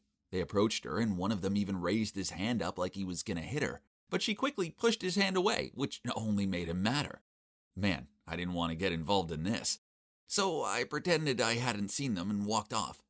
But then I was just a few steps away, I heard one of the guys scream. And the other guy said, "What the? Gross!" I could have just carried on walking, but nope, my curiosity got the better of me. So I turned around and saw that one guy was covered in vomit. Then the girl pointed at me and said, "Honey, there you are." Then she fainted. Huh? I didn't know her. I was staring at them, looking perplexed, when one of the dudes yelled, "Why are you still standing there? Quickly take your crazy girlfriend home if you don't want to taste my fist." I was so scared I hurried over and carried this girl off. I had no idea who she was or where she lived. This was crazy. I placed her down on a nearby bench and looked around for those guys, but luckily they'd gone. I didn't know what to do, so I left her there and walked off. But then I started to feel bad. Was I too heartless? What if something else happened to her? So I went back and gave the girl a piggyback ride back to my house. Jeez, she was so much heavier than she looked. As soon as I dropped her onto the couch, her phone rang, so I answered it. "Hello?" Then the person on the other end of the line asked, "Who are you? Where's my friend?" I muttered out my address and was about to tell her to come pick up her friend, but she already hung up. Why was she so rude? I'd almost bust my back carrying her friend to safety. How annoying. This night has been far too dramatic for me, and worse still, I didn't have any Cheetos. I decided to take a shower, then get some sleep. But as soon as I stepped out of the bathroom, the doorbell rang. I presumed it must be the girl's friend, so I answered the door. Then two cops immediately pushed me against the wall and handcuffed me. Before I could fathom what was happening, one of them said kidnap and assault accusations had been made against me, and I was escorted to the station. What? I tried to explain what happened, but they wouldn't listen to me. That night, as I sat in the cold, uninviting cell, I found myself regretting my kindness. I didn't sleep a wink. I just hoped the next morning came quickly so that I could confront that girl about this false accusation. But before I could do that, the cops released me at dawn. The girl had sobered up and told them it was all just a misunderstanding. Well, luckily, she still remembered a bit, or else I didn't dare to imagine it anymore. I swore I would never get involved with anyone in need ever again. No good deed goes unpunished, for real. A few days later, when I was watching TV, someone knocked on my door, and you wouldn't believe it. It's the drunk girl. I looked at her suspiciously. "What are you doing here?" The girl didn't say anything. Instead, she coldly slipped past me and entered my house. Huh? What was she playing at? Then she glared at me and asked me about that night. After I told her everything that happened, she laughed. "Okay, I believe you. If I didn't, you'd know about it." She held her fist in front of me. I startled and almost fell off my chair. Then she chuckled. "Now I'm hungry. Go make your guests some food." What was with this girl? She was so direct and bold. I glanced at her and said no, but she continued. "If you don't, I'll go to the cops and change my statement." Then she got up to leave, so I quickly said, Okay, fine. Then reluctantly searched my cupboards for food. Trusted spaghetti, how you never fail me. So I prepared bolognese for us. While she was eating, she said, "I'm Nora, by the way, the best screenplay writer major in the country." She winked. She thanked me for the food, then left. Phew, that'd be it now, surely. Nope, turns out this was just the beginning. The next morning, she texted me, "Come pick me up for college ASAP, else I'm calling the cops." Was she being serious? Then she sent me another message with her address and told me to hurry up. I rushed over there and she got into my car, glared at me, and said, "You're late." And that's how I somehow became this Nora girl's servant. Her calls and messages could come at any time, and she would always force me to do things for her straight away. One time I was soaking in the bath when she texted and demanded I bring her some chocolate. Another time she called me at 2 a.m. and told me she was bored, so I had to come over and play some video games with her. I also became her unpaid Uber driver. Every day, from home to school and back. And it's inevitable that I overslept once, so Nora bombarded my phone with tons of texts and calls. I groggily answered, and she used her calling the cops threat again to force me to get there in 15 minutes. What a pain in the neck. Another time, I just stepped out of the house to go and hang out with my friends when Nora showed up and insisted that I had to take her to the cinema. She wouldn't take no for an answer, so I had to cancel on my friends and go watch some bland movie with her. Such a troublesome girl, right? But strangely, as time went by, I started to find Nora less annoying, and instead found myself smiling when she texted me or called. On the days when she didn't bother me, well, my mood seemed to dampen. Was I crazy? I mean, she was cute, very spontaneous, and, well, there was no one else quite like her. But then all of a sudden the messages and calls stopped. Did she not want me around anymore? I miss Nora. Many times I had to stop myself from calling her. I should be happy I was out of Nora's control, right? Then one day out of the blue, my phone beeped. It was Nora. Come to the Starbucks on Vincent Street. Move it. You have 5 minutes. Geez, that bossy tone again. Still, I immediately drove to the address. When I got there, I saw Nora with a guy and a girl. I walked over to them and just sat down. Nora held my arm. Honey, why are you so late? I stared at her in surprise. She smiled and turned to the other two. This is Kai, my boyfriend. What? Did I get it wrong? Did she just say I was her boyfriend? Then she said, Kai, this is my former bestie Kim and her boyfriend Greg, who's also my ex. Awkward, right? But I have you now, so we can all be friends. Reading the situation, I realized I had to go along with it. So I stroked her hair and said, yes, my honey muffin, anything you want. My cheesy lines seemed to work, as they both looked annoyed, then left. So I turned to look at Nora and stammered. Did you just say I'm your boyfriend? Nora said nonchalantly, yeah, isn't that okay? If you don't like it, forget it. Then she was about to leave. I pulled her hand and said, yes, of course, sounds great. So that's how we became an official couple. We went on a few dates and she was her usual demanding self. Not that I'd want her any other way. Then one time, after a month of dating, Nora dragged me to a swan lake in a nearby park.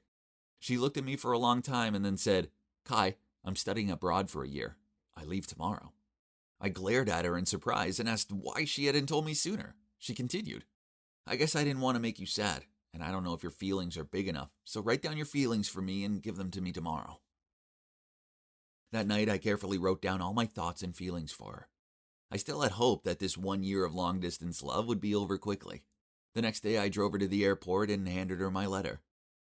To my surprise, Nora also gave me a letter and told me over and over that I could only read it when I got home. Of course, I obeyed her. Then read it as soon as I passed my door, and whoa, I wasn't expecting this. In it, Nora confessed all this time she was just using me to get revenge on her ex, and took advantage of me to get over him. That night we had first met, she found out about him and Kim, but now she regretted how she treated me. At the end of the letter, she wrote, if fate wants us to be together, then we'll meet again one day. What? I was so shocked, so I called to tell her she didn't need to feel guilty and that I forgave her. I kept calling, but it didn't work. I also asked her friends, but no one knew how to reach her. She disappeared from all social media, and just like that, she vanished from my life. I missed Nora so much and found myself hoping that fate would reunite me with her someday. Then one time while I was surfing YouTube, this web drama called My Destiny Is Yours caught my eyes. Curious, I decided to check it out. And I watched wide-eyed as my story with Nora played out in front of me through each episode. This definitely was written by Nora. But how would she end it? It stopped at the part where the girl left and cut off all contact with the guy. An announcement popped up on the screen. The finale was launching at 9 p.m. tonight. I anxiously watched the seconds tick by. During the last episode, the two characters met up at a Swan Lake. I had a hunch, so without a second delay, I immediately ran to the Swan Lake in the nearby park. My heart flipped when I saw a girl standing there. It was Nora. Man, I ran so fast and hugged her. She hugged me back, then said, I was a little nervous you wouldn't see the movie. Then she smirked. But it doesn't matter anyway. I could have just texted you, come to the Swan Lake now, and you would have come, right? Then we both burst out laughing and continued to hug each other. Well, you see, fate brought me and Nora together, and this logic-loving skeptic is now a big believer in destiny. How about you? Have you found your destiny yet?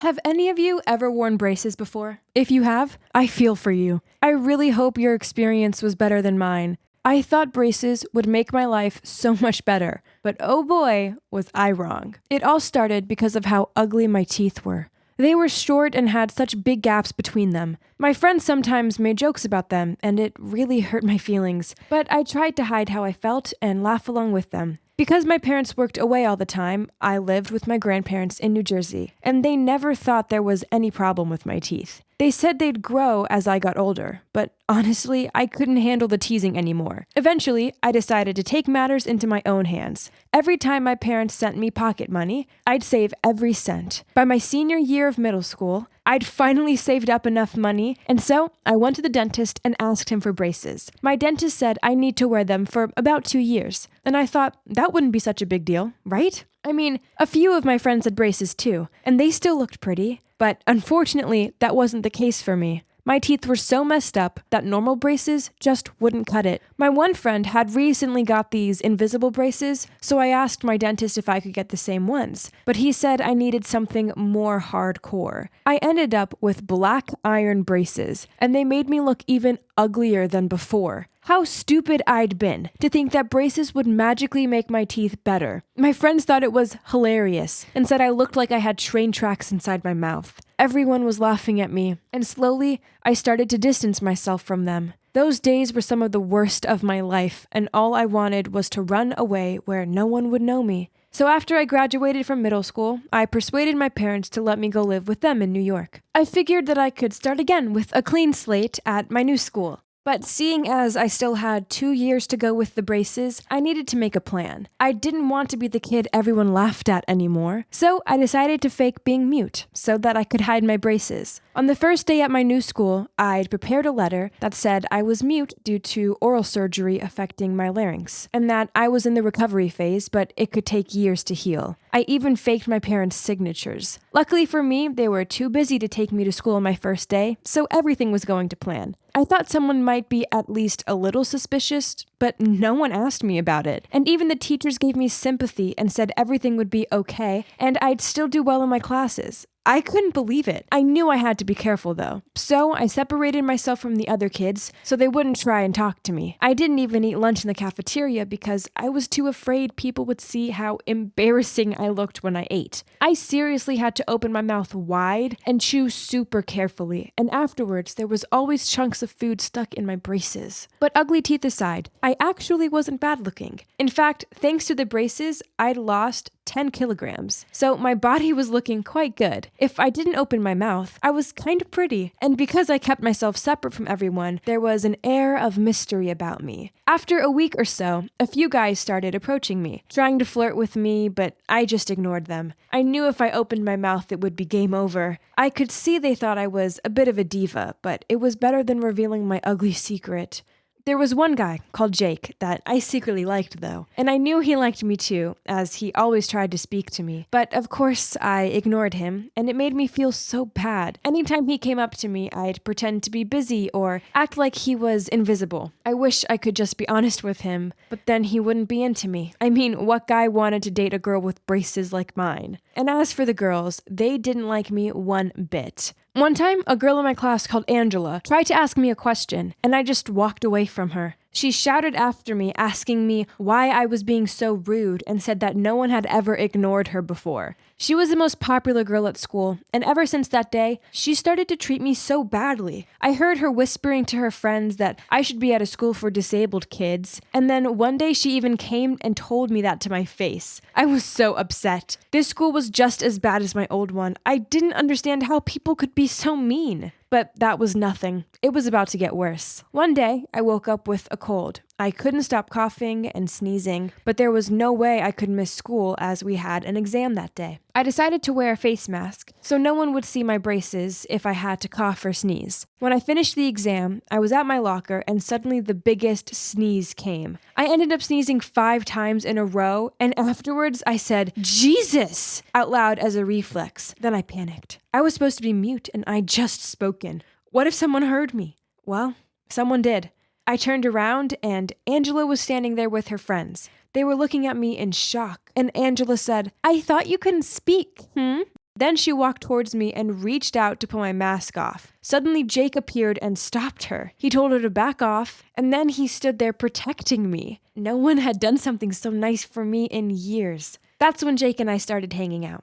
We would go to the library, for walks in the forest, and even play piano together. I used a small notebook to write down whatever I wanted to say to him. And of course, I just smiled, never laughed when I was with him. But then one day he leaned in to kiss me, and the worst thing ever happened. The thought of his lips touching the metal braces in my mouth made me disgusted with myself. So when his lips touched mine, I got such a fright I basically headbutted him. And when I realized what a stupid thing I was doing, blood was pouring out of his nose. Both of us frantically tried to stop the bleeding. I felt so ashamed of what I'd done that I had to try so hard not to cry in front of him, and he also blushed shyly. After that, it was hard to fully relax with him. Even though I liked him so much, I was so afraid that he'd catch a glimpse of my monster teeth and then break up with me. Little did I know what was just around the corner. One morning I was walking to my locker when I realized everyone was staring at me. I felt so self-conscious and didn't understand why they were all looking at me. And then I saw it. Plastered across my locker were tons of photos of me. And they were all of me from middle school. From when I hadn't worn braces to when I had it full of my mouth. They were the worst photos ever. I was ugly and fat in them, and I couldn't believe someone could be so cruel. As I stood there in shock, Angela walked up to me and said, "You're a liar, a monster pretending to be a mute little princess. Well, the truth is out now." Then she turned to everyone watching us and told them I really could speak. Turns out her cousin was in my old middle school. They'd been hanging out, and she told Angela that I wasn't mute and hadn't had any surgery and that I just had ugly teeth. When she triumphantly walked past me, my anger flared up, and for a moment I lost control. I rushed in and pushed her down the hallway. Then I jumped in to sit on her back and started pulling her hair. And then I saw blood, and that's the moment when I realized I'd taken it too far. Her front teeth had broken when she'd fallen. Everyone was taking photos. I was sitting on Angela's back, holding her hair, and my mouth was wide open, revealing hideous braces. Jake was also present in the crowd and looked at me in awe. I don't know if it was me or Angela who was more humiliating in this situation. After that, Angela had to wear big black iron braces just like me. The dentist said there were problems with her root canal, so she couldn't have implants. The only solution was wearing braces and hoping that her other teeth would move and fill the gaps. And my parents had to come to the school and apologize. And of course I was suspended for what I did, not just for pushing Angela, but also the fact I forged my parents' signature. Jake never spoke to me again, which broke my heart. But what hurt even more was what happened a few weeks later. I found out Jake and Angela started dating. I couldn't believe it. I knew Angela was only doing it to get back at me, but it made me wonder, did that mean Jake didn't find girls with braces ugly? Why did I hide mine then? And there's one thing I still want to know. How do they kiss when Angela has a mouthful of braces?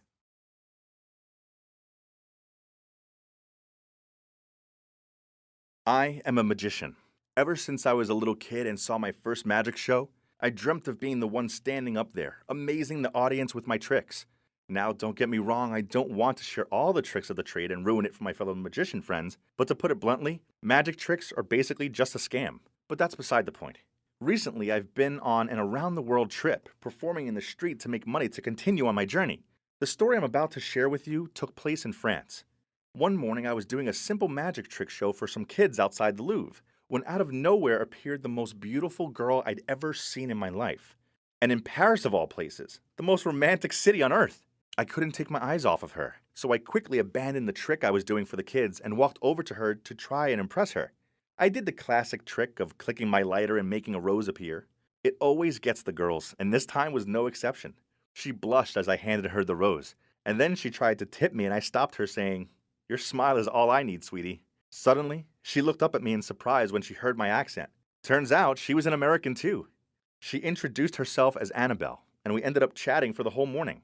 It might sound cliche, but I honestly was falling in love with her. She was so sweet and funny.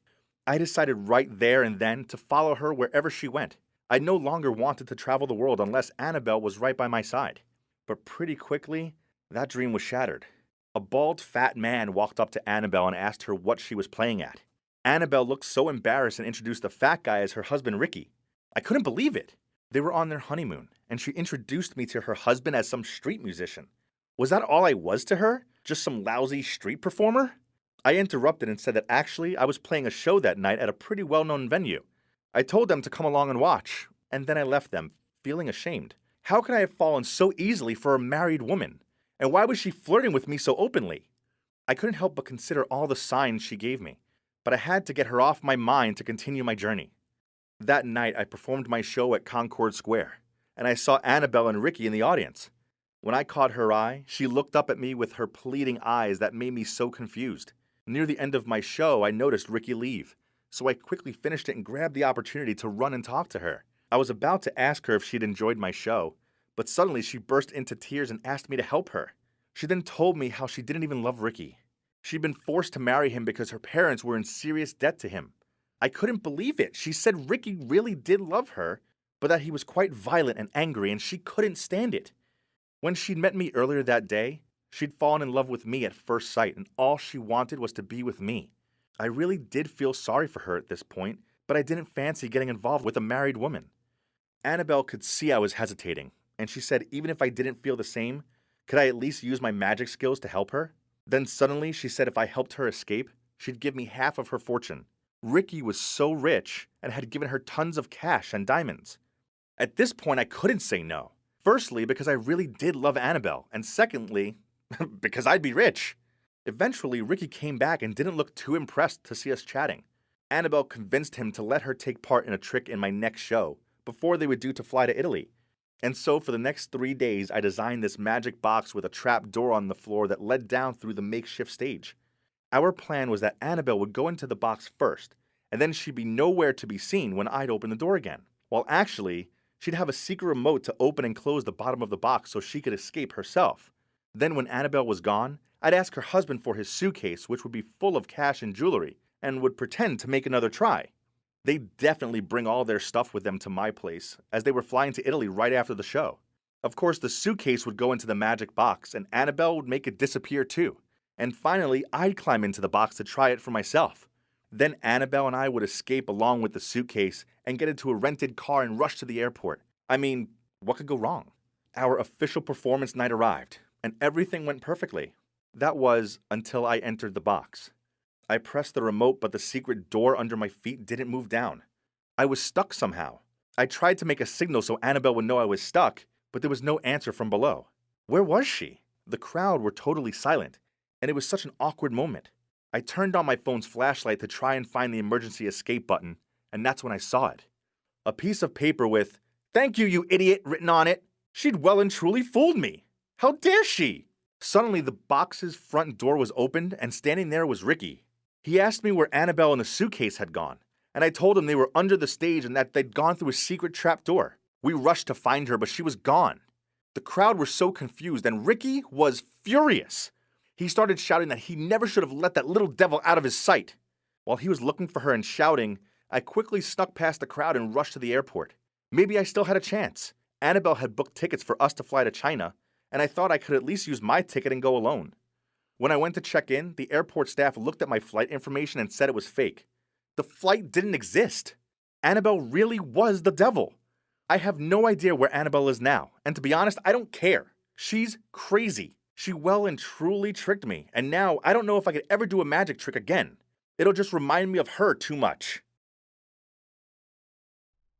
This must be Nymphalidae. No, it's Amethusidae. Look at the pattern on its wings. Oh man, how can they be so obsessed about some dumb insects? Yawn. I walked over to Caden and pulled on his sleeve. Caden, let's go take some photos by the stream. It's... Gloria, you just made it fly away. It flew away by itself. Not my fault. So bothersome. Why are you following us? Didn't you say we were enemies? You must be wondering who that guy is, and why he's so moody. He's Caden, the boy I'm trying to win over. It's down to him that now, a girl as amazing as me has to spend her entire weekend trapezing around the woods. Ugh, I don't even like insects, and I really dislike his sister, Chloe. About the enemy thing, well, it is sorta true.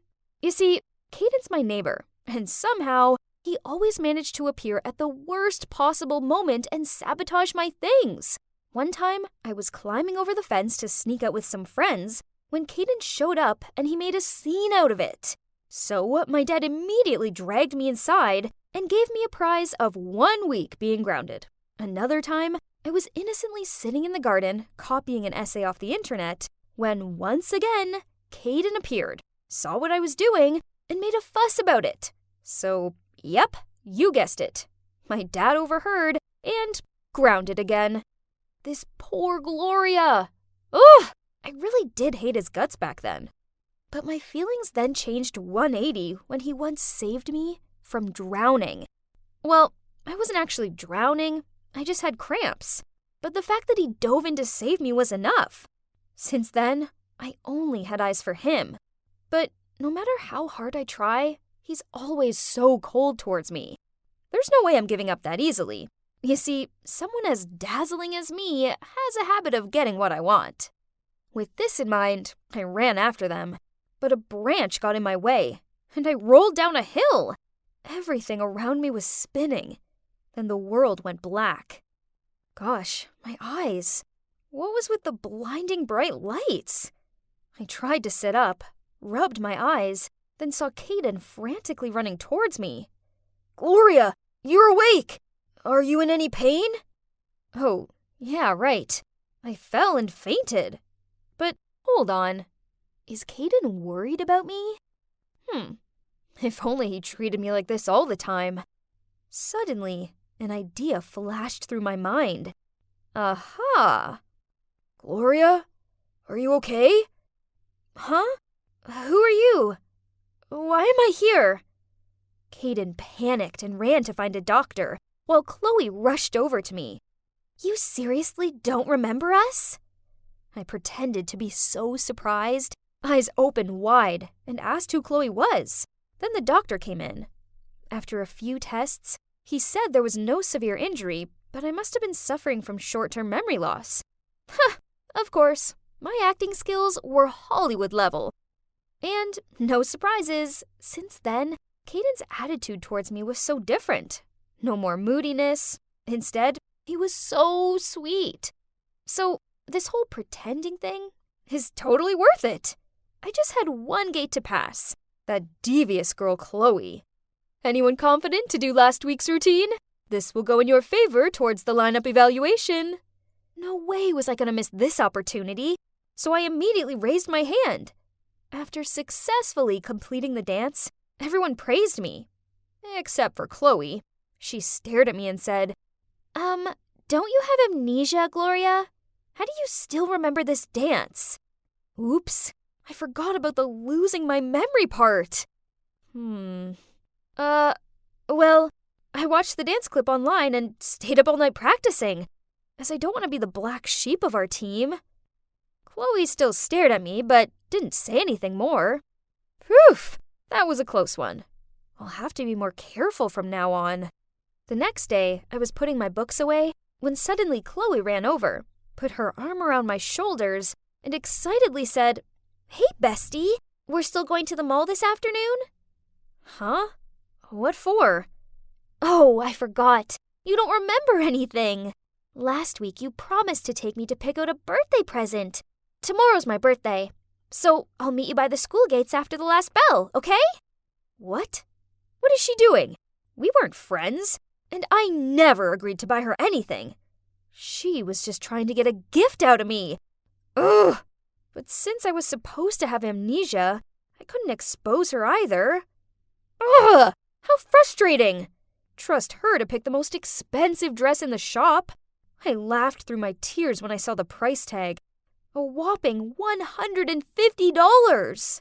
But that's not all, as when we were leaving the mall, suddenly Chloe turned to look at me and pulled off her fake smile again. Hey, Gloria, do this with your face. I'll make a TikTok video for you. Then she showed me the phone. Huh? What is this? They're all ugly faces. I quickly waved my hand. No way! They look gross! What? That's cute! These are all the videos you sent me the other day and told me to film it for you. Then Chloe held up her phone, and I had no choice but to do so. Gosh, I was no different from a puppet in her hands. Worse, the video quickly went viral throughout the school, and now, every time people see me, they'll imitate those silly moves and burst into laughter. Ugh! That obnoxious Chloe. Why does she keep on putting my life through hell? This weekend, there will be an overnight nature experience. Everyone seemed excited, except for me. Nature was boring. Then suddenly, Chloe spoke up. Miss, my brother, Caden, is studying biology. Can I invite him to come along and help? My ears pricked up on hearing Caden's name. Of course, the teacher agreed. This meant a whole weekend of being with Caden and sitting by the fire, leaning on each other's shoulders and gazing at the stars.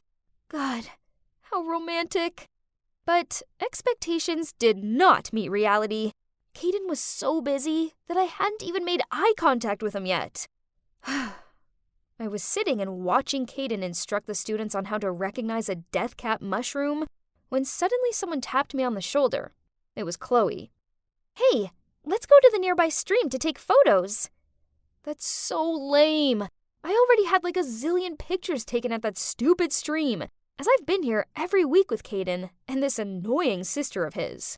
But, well, I suppose that would still be more fun than sitting here like this, right? So I pretended to be interested and followed her. Wow, this place is so beautiful. Stop the act. There's only the two of us now, so you don't have to fake it anymore. I know it all. Chloe smirked and continued. Now let's see how you get out of this one. Huh? Was she on to me? So all along, she was just trying to prove I was lying about the memory loss? Nice try, Chloe, but I can just call someone for help. Duh! Hey, where's my phone? God, I left it in the tent. What was I supposed to do now?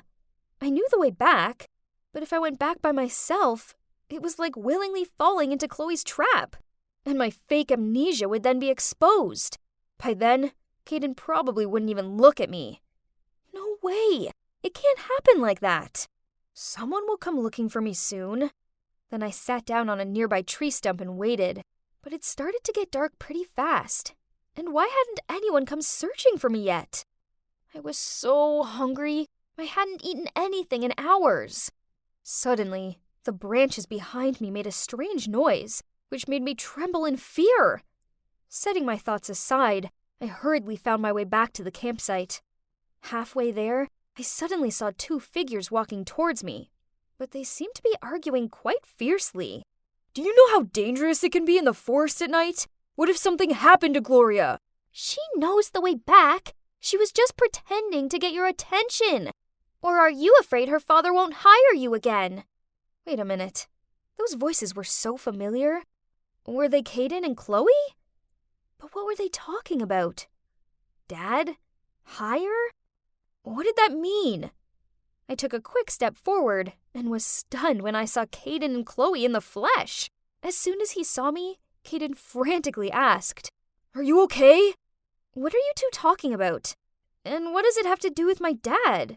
While Caden was still perplexed, Chloe was annoyed and said, "It's your dad who hired Caden to watch over and protect you. Now stop wondering why he always shows up at the right time to stop your mischief." What? What did Chloe just say? Was it really my dad who hired Caden? I needed to go home immediately to ask my dad to clear things up. I stormed off, but could still hear Chloe's voice behind me. "See?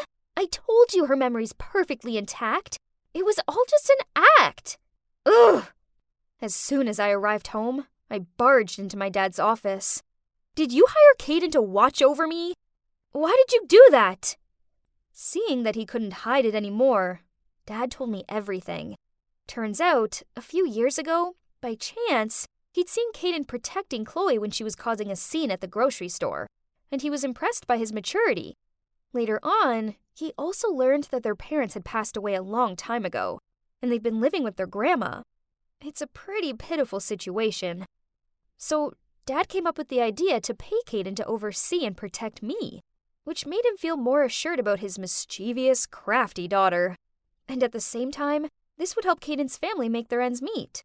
So, It turned out that the time Caden saved me wasn't because he was a good guy, but just for my dad's money.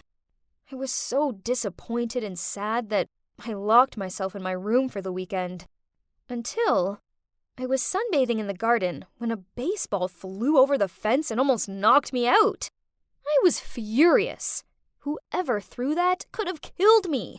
That's when Caden appeared. He rushed over to retrieve the ball, then said to me, "Hey, Gloria, I'm sorry about that. My friend's visiting and he has terrible aim."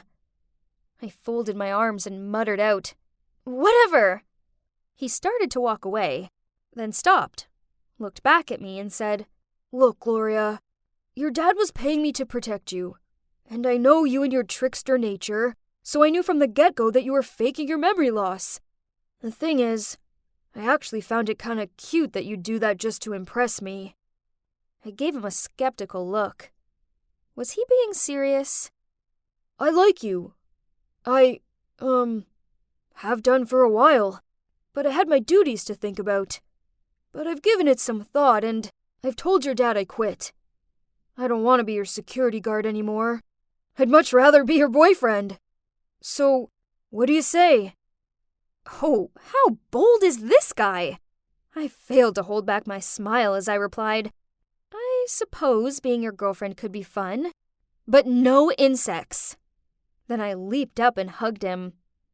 So now, Caden and I are officially together, and I don't have to pretend I have memory loss anymore. Hey, I guess it's not that surprising. I did say that I always get what I want.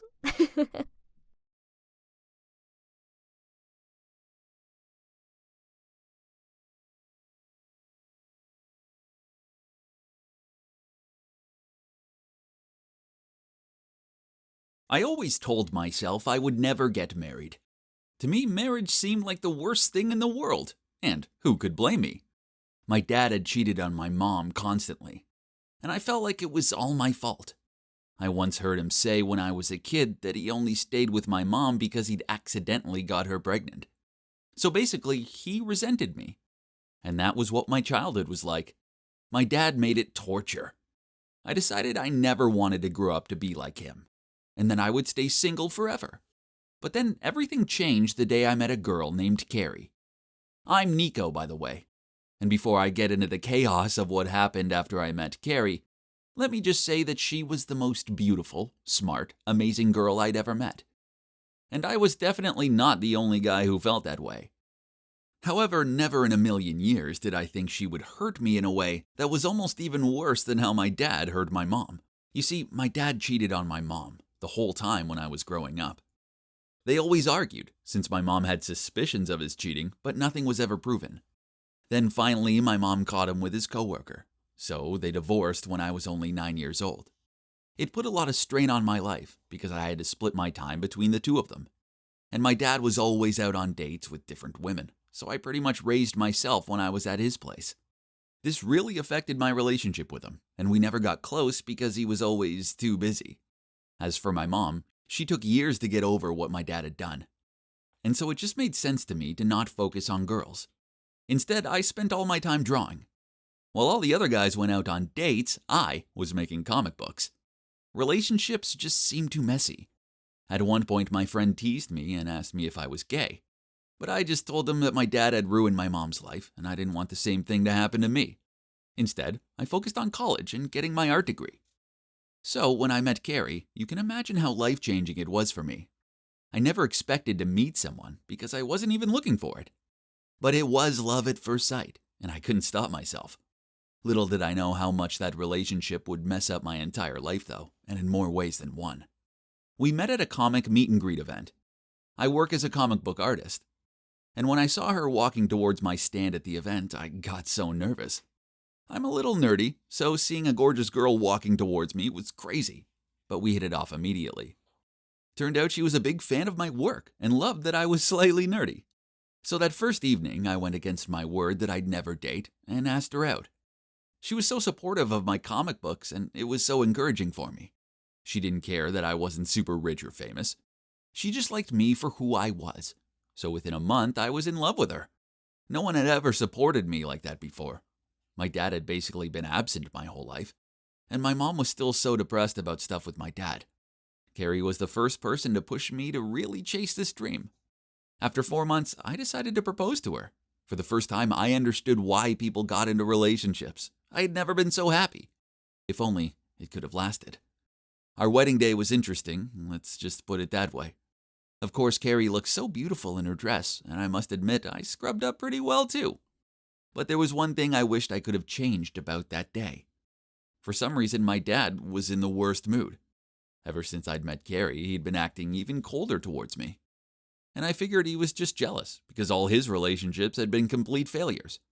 Honestly, of all the days for him to act like this, my wedding day, it made me so angry. My whole life, I'd put up with feeling like a burden to him. And now on my big day, he couldn't even crack a smile. I even overheard him saying something about how I didn't deserve a girl like Carrie. It made me sick that he couldn't just be happy for me. I asked Carrie to try and talk to him and get him to calm down a bit, so she did. She was so sweet and could comfort anyone. And my dad seemed to like her more than he liked me. I left it to her and made the rounds to chat with the other guests. But then when it came time to sit down for dinner, I couldn't find her. It was kind of awkward because everyone was waiting. And then just when I really started to panic, she appeared with my dad. They'd obviously been talking for a while. But at least my dad looked more relaxed, and he even smiled at me at one point, so I figured she'd done something right. At least I could enjoy the night and not worry that my dad would ruin it by saying something stupid. So the rest of the wedding night went well, and then we went on our honeymoon. It was fun, but Carrie seemed a little off. She spent a lot of time on her phone, and I'd hoped we'd spend more quality time together. I mean, it was our honeymoon after all. There were a few times where she even pulled away when I tried to kiss her, and I started to feel insecure. Had we moved too fast? I was seriously feeling anxious. Anyway, we still had a nice holiday, and I tried not to overthink it. We got back from our honeymoon, and my dad came to visit a few days later. This was weird because he never visited me. In fact, he did his complete best to avoid me. But now that I was with Carrie, maybe he wanted to make up for lost time and make a good impression. Maybe Carrie would help my dad and I finally get close. But one day after he'd left, I found a bag with some revealing lingerie inside. I called him and asked him if he'd forgotten something, and then he just laughed and said, "Oh, it's for Carrie, and for you. You gotta keep that spark going, right, son?" I was shocked. What a weird gift to buy your daughter-in-law. It made me kind of uncomfortable. My dad clearly had no idea that this was inappropriate, though. It was so embarrassing. Anyway, Valentine's Day was coming up, and I decided to surprise Carrie. Recently, she'd been quite distant, and I figured I needed to do something super romantic to get her to notice me again. I decided to leave work early and surprise her with a rose petal bath. I even bought some nice candles, and I was thinking I'd cook her a delicious meal, too. But when I got home, my dad's car was in the driveway. That's weird, I thought. I wasn't expecting him. And when I went inside, I couldn't see him anywhere. "Dad?" I called, but there was no reply. I went upstairs, and that's when I noticed our bedroom door was closed. I opened it, and my worst nightmare came true. My dad was in bed with my wife. And no, they weren't just hanging out talking, they were full-on French kissing. I thought I was going to collapse. My whole body started shaking, and Carrie suddenly jumped up. "Nico!" she screamed, covering her chest with the sheet. "What are you doing home so early?" I couldn't hold back the tears. I seriously couldn't believe that Carrie would do something like this to me, and with my dad. To make it worse, my dad started laughing. I felt like I was going to explode, so I went right over to him and punched him in the face and asked him to get out of my house. Carrie jumped in between us to stop me from hurting him, and this just made me even more upset. Why was she protecting him? Eventually, he managed to escape and left the house. Then I asked Carrie to pack up all her stuff and get the heck out too. I never wanted to see either of them again, and I screamed at Carrie as she left saying I'd be filing for divorce right away. Honestly, I never thought Carrie would cheat on me. It hadn't even crossed my mind. I felt so betrayed. As she left with her suitcases, I felt completely crushed. I had no idea where she'd go to live now, but it's not hard to guess. My life was over. My own dad, who'd treated me terribly my whole life, had now gone and done the worst possible thing. Stolen my wife from me. It took me a while to get to grips with it all. Even now, I'm still disturbed. And I think back to our wedding day, and I know that's when it all started. Carrie hadn't just cheered my dad up. She'd been seduced by him. No wonder they looked so weird that evening. The way my dad kept smiling, it all made sense now. It's been a year since the whole thing happened. and I haven't spoken to either of them since then, and I don't plan to. They both betrayed me, and they don't deserve a second of my time. I did check Carrie's social media once, and she's still with my dad. Posts all these photos of them together and calls him hubby, even though they aren't married. I talked to my uncle about it, and he said he saw my dad with another woman at the golf course one day, so I guess that's karma. Carrie cheated on me, and now she's getting cheated on. Well, that's her problem now. I think it's time for me to ignore them and to regain my faith to live a better life. God always offers what we deserve.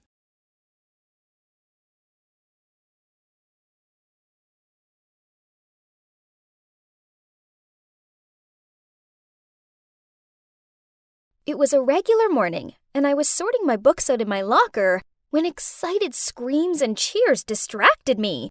Huh? It was way too early for this level of noise. A group of girls was lingering around the bulletin board. I walked over to take a look. Turns out, it was just the latest poster of Hillary, the prettiest girl in school, for her campaign of becoming prom queen. Well, yeah, typical reaction, since Hillary alone is too perfect already. All day, I found myself thinking about the Queen Hillary poster. Oh, I wish I could be as beautiful as she is.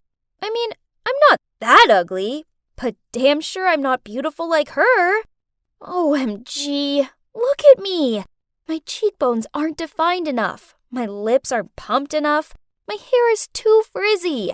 And I literally have to jump on the spot to get myself into my favorite pair of jeans. Let's face it, I was plain and ordinary, while Hillary, she was oh so beautiful. Mom called me down for dinner, so I sat there glumly twirling my fork around my plate. Mom must have noticed something was up, as frowning she asked me, Sonia, what's wrong? You've barely touched your dinner. I'm not hungry, I sighed out. Anyways, I'm big enough already, and ugly enough. Sweetie, don't be silly. You look lovely. Yeah, right. Mom was only saying that because she felt like she had to. I thanked her for dinner, then went back to my room and scrolled through Hillary's profile. There wasn't one bad picture of her. Not one! She was so flawless, while I was, well, full of flaws. The next day, I was hanging out on the school field with my best friend Sydney and my boyfriend Lucas when Hillary passed by in a stunning dress. Jeez, look how gorgeous she was. Earth to Sonia. Sydney threw a potato chip at me. I turned and gave her a "what was that for" look. She rolled her eyes and continued, "Stop staring at little Miss Popular and pay attention to us. You know, your actual friends. Hello?" Sorry, I sighed. It's just that she looks so pretty in that dress. It's not fair. She doesn't even have to try. Well, on me, it'd look like I was wearing a garbage bag. Stop comparing yourself to her. It's dumb. Yeah, Hillary's Hillary. You are you. And you have your own beauty. I shook my head. Yeah, right. I didn't have any beauty. Instead, I was ordinary, while Hillary was extraordinary. Chemistry was the only class I shared with Hillary, and for that entire 45 minutes, I just couldn't stop staring over at her, transfixed. As the teacher droned on about the periodic table, I daydreamed about how amazing it would be to have hair as glossy, skin as clear as hers. I caught her staring back at me a couple of times, and one time she mouthed, "What?" then rolled her eyes and annoyedly turned away. But still, I couldn't take my eyes off of her. After the lesson, I followed her to her next class, even though it was in a different direction to where I needed to be. I watched on with envy as her boyfriend, Ethan, the captain of the basketball team, looked at her adoringly, and how her pretty friends flocked around her. It must be so awesome to be that perfect. My Hillary obsession continued at home. Each evening, I scrolled through her profile and saved any new pics she'd posted. Then I'd just lay in bed staring at her perfect features and comparing them to my not-so-perfect ones. I even printed out my fave pics of her and framed them on my desk. Then one day, My worst nightmare came true. I was on my way to meet Lucas when I saw him standing in the hallway and talking to Hillary. That's odd. A popular girl like Hillary would never enjoy talking to a normie like him. Oh man, look how Lucas keeps laughing, then giggling. What if Hillary likes him? That kind of girl definitely gets whatever she wants easily. I couldn't watch any more of this, so I sent Sydney an emergency message and rushed off to the bathroom. She found me crying in the cubicle and asked me what was wrong. I told her what had happened and she frowned. Are you insane? Lucas was probably just being polite to her. Geez, he's with you for a reason, so get over this Hillary fixation. It's weird. Why did Sydney have to be so rude? I wanted her support, not her backlash. So I didn't meet up with her after school as planned. Instead, I went straight home and looked through my Hillary photos. I cut out sections of her lips, nose, hair, and stuck them on top of a photo of me. Looking down at it, well, wow, I looked so much better. It was then that I decided I would have a perfect face like her.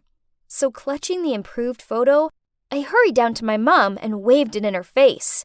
Look how perfect I'd be if I changed a few things. Please will you lend me the money to pay for surgery? Please? Mom looked horrified. Sonia, you're only 17, and you're already beautiful. You don't need to put yourself through all this pain and risks to look like someone else. I tried explaining to her that I didn't want to continue my life looking as plain and boring as I did, but she didn't listen at first. It took me a lot of time to talk her through, and let's face it, she also has had a nose job before. So what's the big deal about me getting mine fixed too, along with a few more touch-ups? That summer, I lied to Sydney and Lucas that I was spending the whole holiday with my dad and stepmom. I showed the surgeon a photo of Hillary as an example of the results I wanted. So he narrowed my nose, inserted cheek implants to give me a more defined look, and injected my lips with filler. I woke up after surgery in agony. Oh dear God, it hurts. I couldn't talk, and even crying was painful. Worse still, with all the bandages, I resembled an Egyptian mummy. Then, when the bandages were removed, my face was all swollen and puffy, and I had to do these massages to improve my facial muscles again. Pain is beauty, and beauty is pain, isn't it? Mom wasn't exactly impressed with what I did, as I didn't really tell her I would change my entire face. Still, she spent the summer looking after me, even though I did have to put up with her whining and sometimes even tears. Once healed, all that was left to do was have my hair colored and cut like Hillary's, and change my style to match hers. With my new look complete, I looked at the mirror and smiled. Finally, I was beautiful. I returned to school excited for everyone to see my new look, but as I walked through the hallway, everyone stared and gossiped about me. People I didn't know surrounded me and bombarded me with questions such as, which parts did you fix? How much? And did it hurt? Nobody actually complimented me or anything. Then, as I was sorting out my locker, I heard a cough. I looked up to see Sydney standing there with her arms folded. So, was it worth it? I wasn't in the mood for this, so I replied, You can't say anything nice, can you? This is who I am now. I'm being my true self, and I'm happy. No, this is you trying to be someone you're not. I slammed my locker shut and stormed off. What kind of person doesn't support her own best friend? My day went from bad to worse when I met Lucas at lunch. He glared at me, then angrily said, Sonia, why? There was nothing wrong with you before, but now you're just a clone of someone else. He went to leave, but I held his arm. Please, I did this because I want to be more beautiful. For you. I did this for you. Lucas shook his head, then gave a thoughtful sigh. He didn't try to leave after that, but he kept giving me this pitying look. Then, when I was walking to class, a guy ran up behind me and put his arm around my waist. Hi there, my baby. Startled, I immediately pushed him away. Oh, it was Ethan, Hillary's boyfriend. What's wrong? But, wait, why does your face look so weird? I pushed him off me and ran away. OMG. That was horrifying. My heart was still pumping. From then on, people continued to mistake me for Hillary. Then whenever Sydney sat with me, they gossiped about how tragic it was that she was trying to be a cool kid. It made her feel uncomfortable, so she stopped hanging out with me at school. I had to sit by myself and felt so lonely. Then there was Lucas. Whenever I tried so much as hug him, he flinched. Then he admitted that he found my new look strange and intimidating. Life carried on, and prom grew closer. I noticed one of the Queen Hillary posters had been ripped off, and in its place was another poster of a girl named Kim. Geez, this prom queen campaign seems very stressful. Then, as I stepped outside, I heard someone shout, "Now!" Then the next thing I knew, stuff was thrown at me.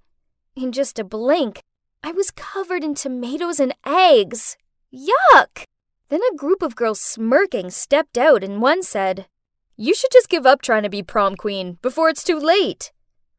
I blurted out while taking pieces of eggshell off of my hair. What? Why attack me? Oh, wait! Girls, it's the plastic Hillary wannabe. Well, you still deserve this. Have fun being a failed version of Hillary. They laughed as they left, leaving me standing there feeling worse than ever. I went to the bathroom to clean myself up and walked in on Hillary applying her makeup in the mirror. Whoa, her face actually wasn't so perfect with all the makeup on. Oh, wow, it's you. She glanced at me.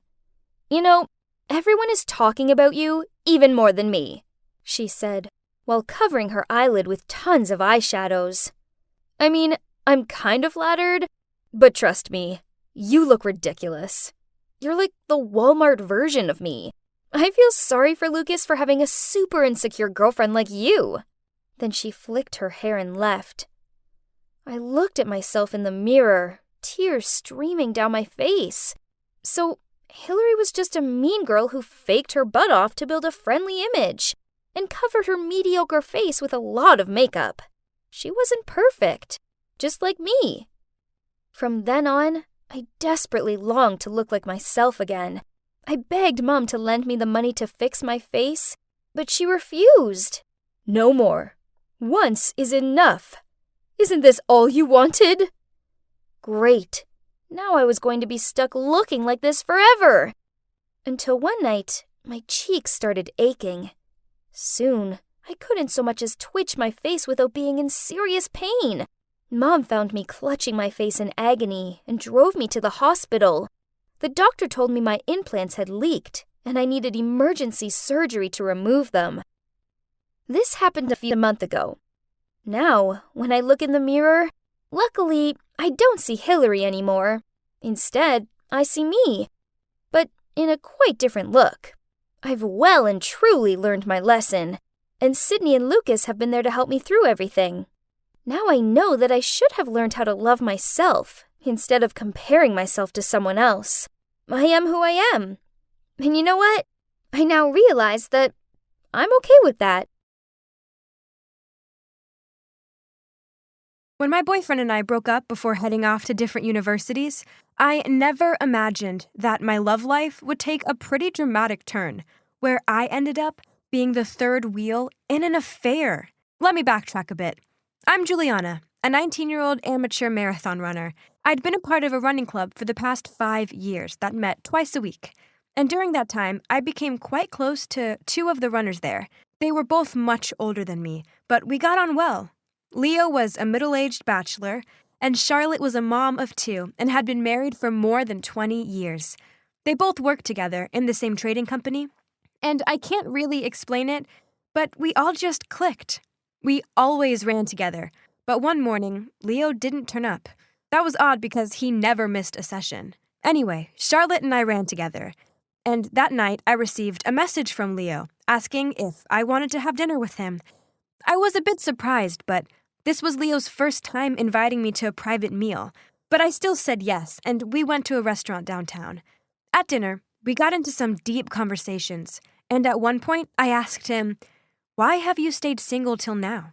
He stopped a bit and replied to me, "It's hard to say, but I've just had a bad breakup a few years ago, and I wasn't ready to get into another relationship." Oh, that's why he decided to stay single, even though he's a pretty successful and attractive man. It was quite awkward after that. So I broke the silence by asking him why he hadn't come running that morning, and he just said something had come up at work. He was acting a little strange, but I didn't push it. Anyway, it was a nice dinner, and afterwards we shared a cab home, as we lived on the same street. Well, that's when something weird happened. Charlotte was waiting on his doorstep. Leo looked shocked to see her there and quickly ran out to check what was wrong. Charlotte hadn't seen me, so I wound the window down and happily waved to her, but to my complete surprise, she looked kinda annoyed. Then she just said they had work to do, and she hoped I got home safely. I didn't give it much thought, but in hindsight, what kind of work project needs to be done at 10 p.m.? Anyway, I didn't give it much thought. Surely there couldn't have been anything going on, right? I mean, Charlotte and Leo are colleagues and also close friends. And I'd met Charlotte's family. Sure, her husband was away for work a lot, but they loved each other. And they had kids together. I got home and chilled for a bit. Then about an hour later, I received a text from Leo asking if I'd like to join him for a midnight run. I immediately said yes. Well, to be honest, deep down, I totally had a bit of a crush on him. Even though I knew my parents would freak if they ever found out I was hanging out with the guy old enough to be my dad. It excites me, though. So I went for a run along the beach with him. And afterwards, we got some takeaway food and sat on the sand, listening to the waves and watching the stars. I guess we were both high off adrenaline, and also it was such a romantic setting with all the city lights reflected on the water. So we got into a really deep conversation about relationships and what we want from love. Then one thing led to another, and we started kissing. We ended up spending the whole night on the beach and even watched the sunrise. When I got home, I couldn't stop smiling. But then I saw I had 5 missed calls from Charlotte. I quickly called her back, thinking something must have happened. But when she picked up, she just said, "Where were you last night?" I told her I was on a run, and she said, "With who?" So I said, "With Leo?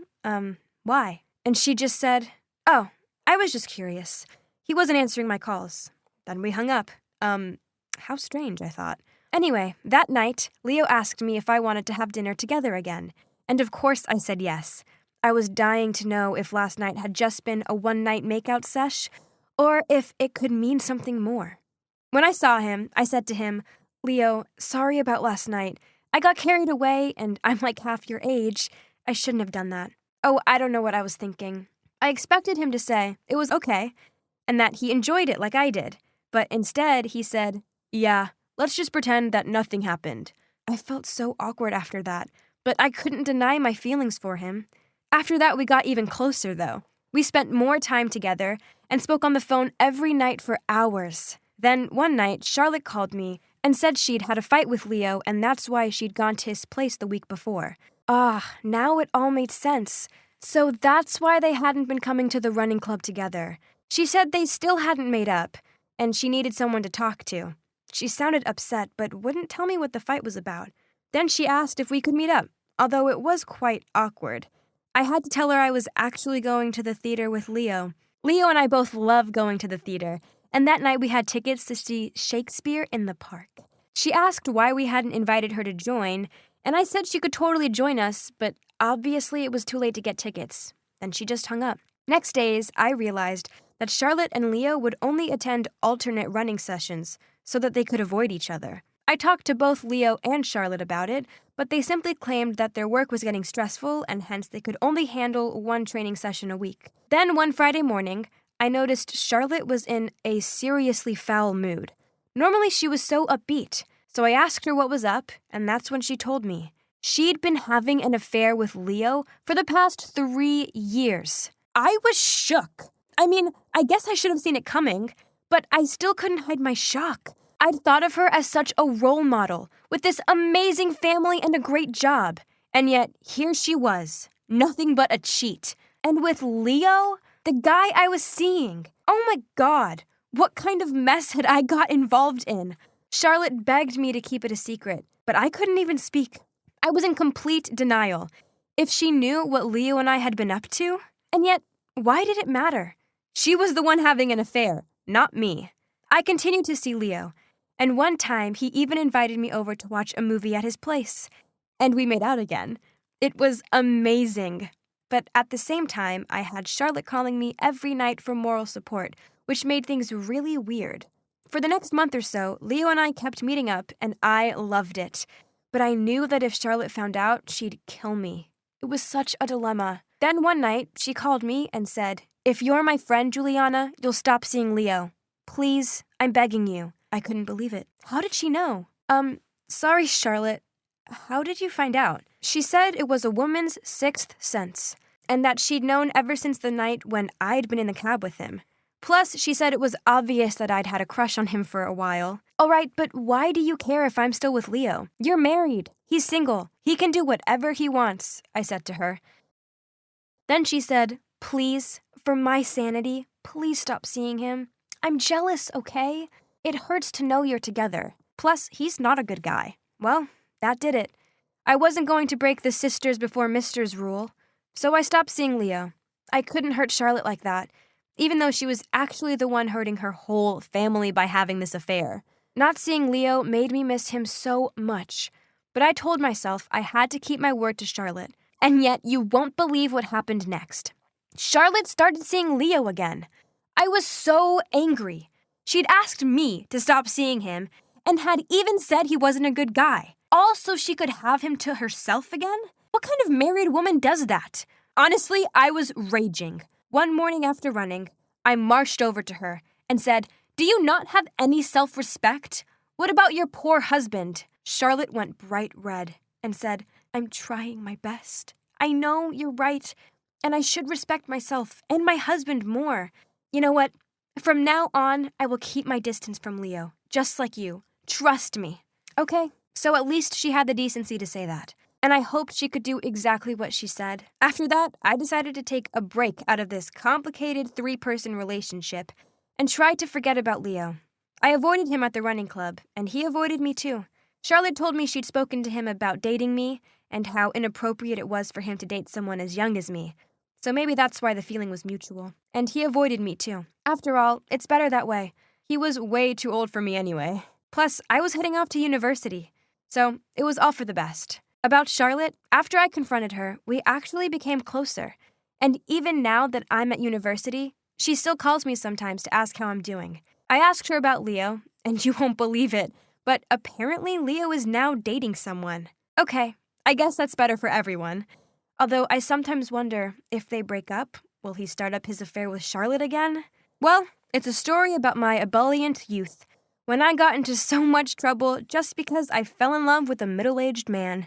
That whole period of my life was such a weird and messy time, right? But now I'm so glad I've met a nice guy my own age, and of course I never want to get involved in being a third wheel ever again.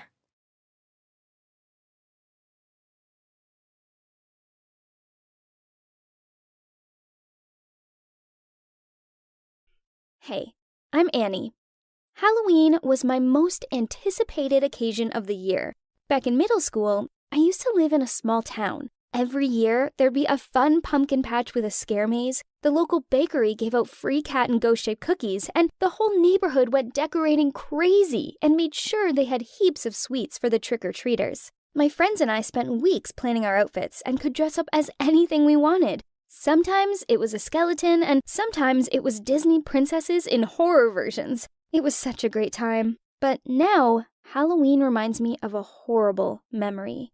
My family moved to the city when I started high school, and the kids are completely different here. Everyone seems to care more about how they look, and life seems a lot flashier. I didn't fit into this new environment. My non-branded clothes and messy hair made me pretty much invisible. After a few weeks of feeling like a complete outsider, I went home in tears. I told my parents that I didn't fit in and I wanted to go back to our old town and be with my old friends. My parents tried to convince me that the education system was very good here and I should try to adjust to my new life. Mom had made a new friend who owned a beauty salon, so she decided it'd be a great idea for us both to spend the day being pampered. My father drove me and my mother to the salon. They transformed my long, dull brown hair into a sleek chestnut shoulder-length style. They applied fake tan so I had a natural-looking glow, waxed my bushy brows, and showed me how to apply my makeup. I looked in the mirror and saw a stranger looking back at me. I didn't look like a small-town girl anymore. I looked so glam. Dad picked us up and took us to the mall. Mom helped me pick out some cute new outfits for school. Then, when my dad took out his wallet to pay for the bills, I saw the concerned look on his face. I knew they'd burned a lot of money today, and I felt bad. Mom looked so happy, though. She kept on complimenting my new look. I thought she was overdoing it, but still, it was nice not to be invisible. When Monday arrived, as I walked along the school corridor, all eyes seemed to be on me. At first, I thought something was up. Did I have an I suck sticker stuck to my back or something? Boys I didn't know gawped at me, and girls who'd previously blanked me glared at me. Soon, everyone at school knew my name. I wasn't alone anymore, as plenty of boys wanted to sit by me at lunch. It was nice not having to eat my sandwiches at a table by myself. Each morning, there were cute notes stuck to my locker. Sometimes, when I opened it, a bunch of letters and cards dropped out. As flattering as it was, these cliched compliments didn't impress me. It kinda got annoying saying no to dates over and over again. I wanted friends, not dates, but none of the girls liked me at all. When Jed, this popular boy, asked to pair up with me for an English project, I said yes to be nice. The problem is the cool girls were jealous, so they made their dislike for me clear. They were smart enough not to attack me in front of the crowd because they knew I was popular, at least with the boys. They cut up my sports shorts, so I had to run around the field in my super tight jeans. They broke into my locker and sprayed red paint into it, so it looked like a murder scene. Worse still, I got some on my pants and it looked like period blood, so I had to miss class and rush home to change. They even sneaked my makeup bag out of my backpack and smashed up my favorite lipstick. This officially unleashed the demon in me. You know, spoiling a girl's lipstick means you've chosen to get serious. I knew their weaknesses were the boys, so I agreed to go out with the cool boys. All of them. I went to the cinema with Jed, went to the amusement park with Bryn, and asked Dougie to help me pack my stuff right in front of the cool girls. I told them that I just wanted to try to see who was the right person for me, and those stupid boys were willing to chase me no matter what. Seeing the anger burning above the girls, I knew I had achieved my goal. But things are not as simple as I thought. Rumors about me spread around school, and I know those mean girls were behind it. I steal other people's boyfriends, that I'm a minor raised by some sugar daddy, that I'm so dumb I cheat on tests and pay someone named Zara to do my homework. It's ridiculous, as this Zara girl even admitted it all. I've not spoken to her once. Because of these rumors, even the boys began to ignore me. Having kids stare and gossip about me was far worse than being invisible.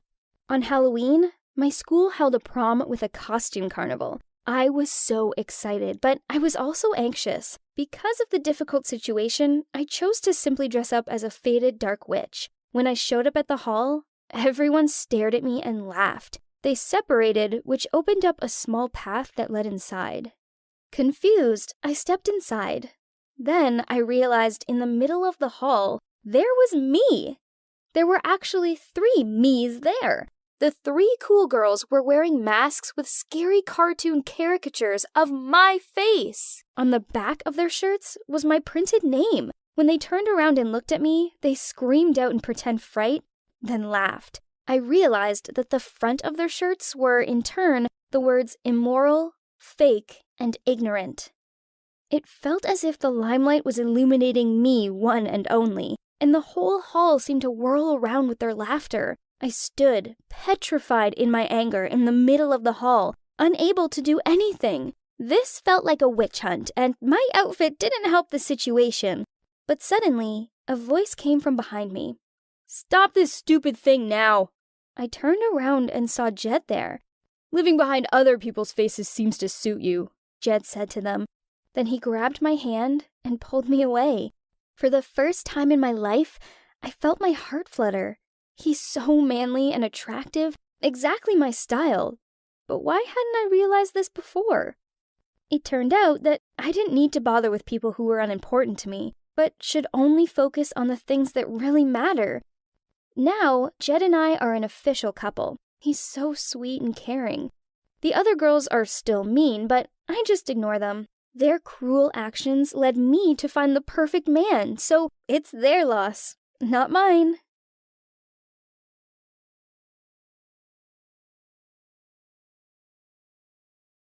Hi, my name's Crystal, and my family are super wealthy. I have never needed to work, but I wanted to. So me and my friend Alice decided to become entrepreneurs, and my dad helped fund our startup. We both love shopping, so we created a really cool app that helps you choose the latest trends to suit your body. And unlike my friends, I was single, but I didn't mind. In fact, I loved how free I felt. However, there was just one small problem. My parents weren't okay with this. They were desperate for me to find someone and get married, and that's when they decided to take matters into their own hands.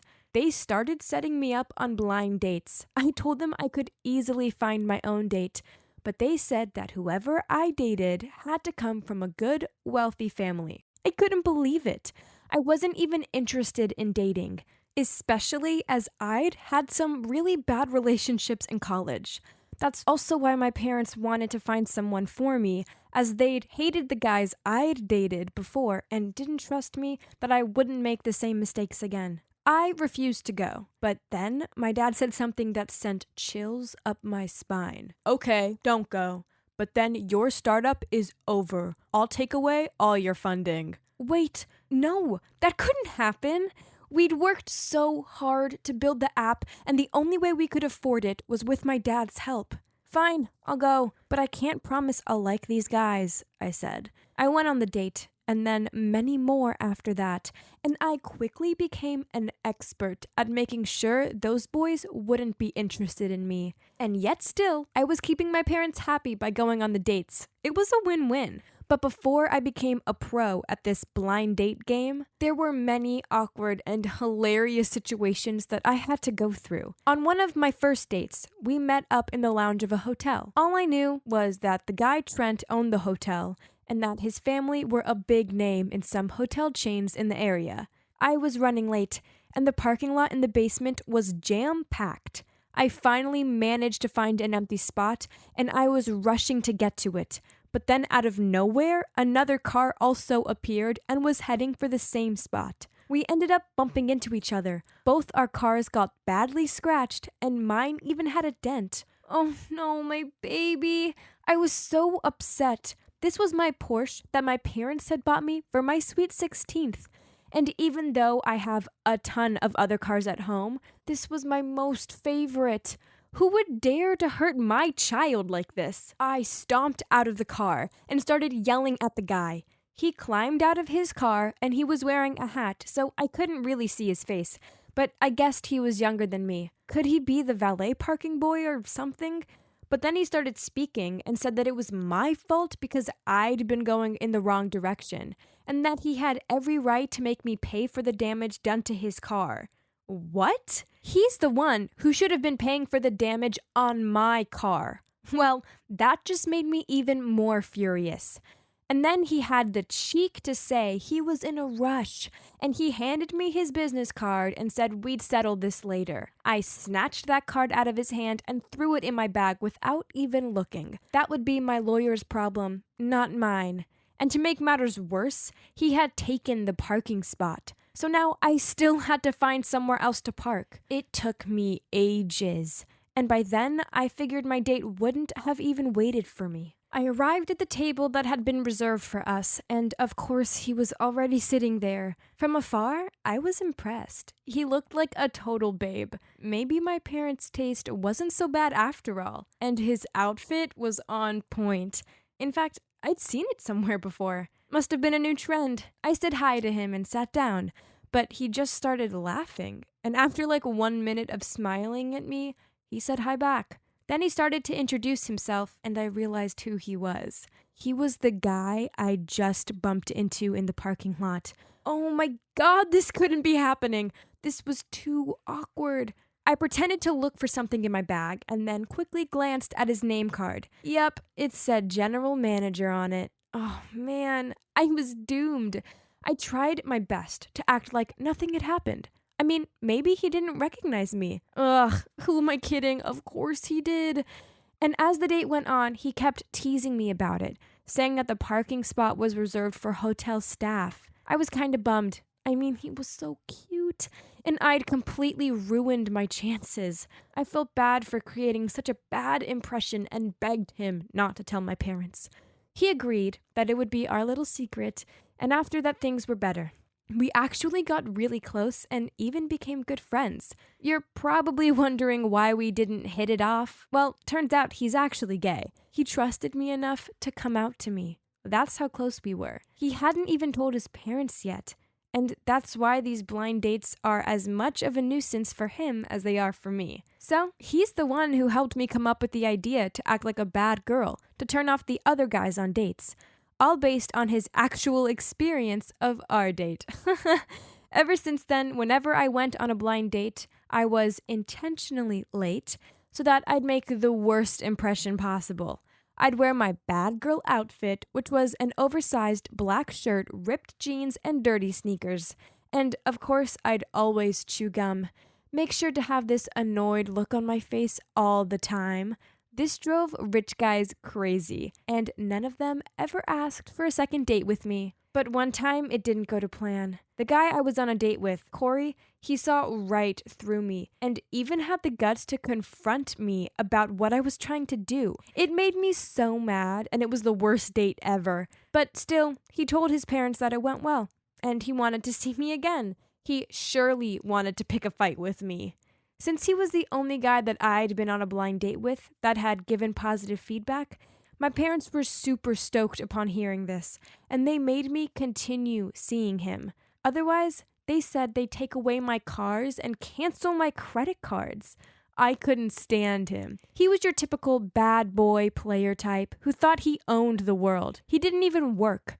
His dad just made up a position for him in the family business. What a spoiled brat. And we didn't even actually date. He just rang me up anytime he wanted and made me go to places with him, as if I was just an accessory to him. It's such a waste of time, but what else could I do? One day, we were at the country club to celebrate his dad's 60th. It was so boring, so I snuck outside for a bit. He caught me playing on my phone, and he literally snatched it out of my hand and teased me with it. He thought it was hilarious until he realized that I'd been texting with Trent. Suddenly, he looked really distant. Then he asked if I was close to this guy. I didn't even have a chance to respond. He quickly returned my phone and just left me standing there. I didn't get it. Was he jealous or something?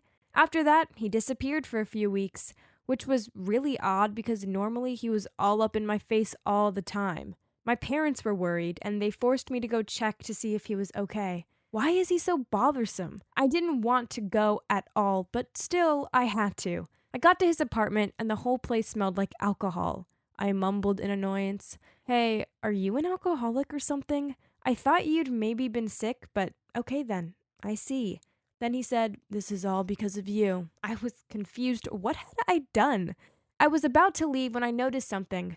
It was a crumpled photo of Trent and Corey. Oh my God. Am I seeing things or what? I picked it up. Corey glanced over and sighed. After a really awkward silence, Corey told me that Trent was his ex. What? So Corey was gay too? They broke up because they had planned to run away together because neither of them were brave enough to come out to their parents. But then Corey had bailed on the plan when his dad had offered him a position in the company and a huge inheritance. He couldn't give that up. Trent had been so hurt because Corey had chosen money over their relationship. It's been 2 years since then, and Corey regrets it a lot, but Trent won't even give him the time of day anymore. That's when Corey asked me to help him speak to Trent again. Oh God, I don't know if I should do it because I don't want Trent to date such a bad guy again. Plus, maybe Trent will just think I'm taking Corey's side and cut me out of his life too. But what if Corey really has changed?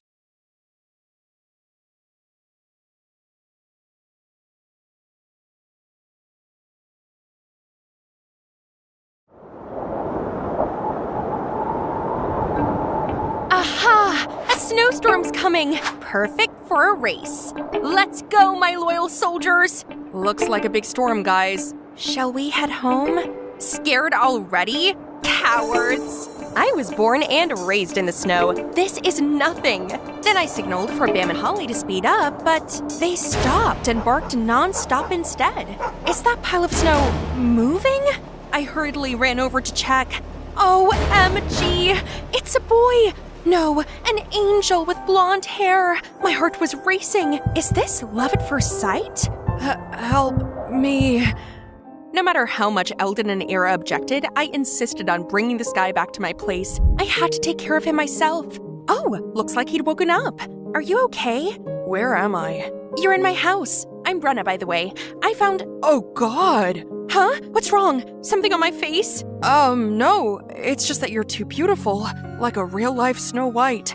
Then he said his name's Beavis. He came here to travel, but unfortunately was met by the snowstorm. Yeah, it's gonna snow heavily in the next couple of days, so you should stay here until you recover. After a few days, Beavis got better, so I showed him around, on the sledge. Although Bam and Holly were practically just walking, Beavis still freaked out so much, he huddled up against me. Hold on tight, I'm speeding up. We went up a hill, then through a pine forest and arrived at, ta-da, probably the biggest frozen lake he had ever seen. I taught Beavis how to drill a hole in the ice, then he excitedly dropped the fishing line. The following days, I continued taking him sightseeing, and we were basically inseparable. We went to see polar bears, kayaking among the icebergs. I taught him how to make instant snow by spraying boiling water into the cold air, and we even watched the spectacular auroras together. Wow, I've never seen such beautiful scenery before. Yeah, and I'd never seen such a beautiful face before. Just like that, Beavis spent day after another with me here in the Arctic. It's been so much fun, but for some reason, my friends Eldon and Era were not having any of it. They seemed to hold grudges against him or something.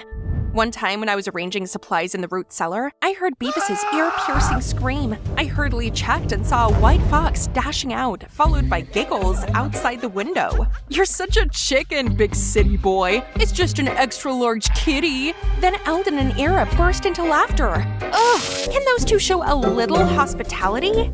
At dinner, I cooked him my signature dish as an apology to Beavis for those naughty friends of mine. He was totally cool about it and even told me stories about his friends back at home and about their lives in Florida.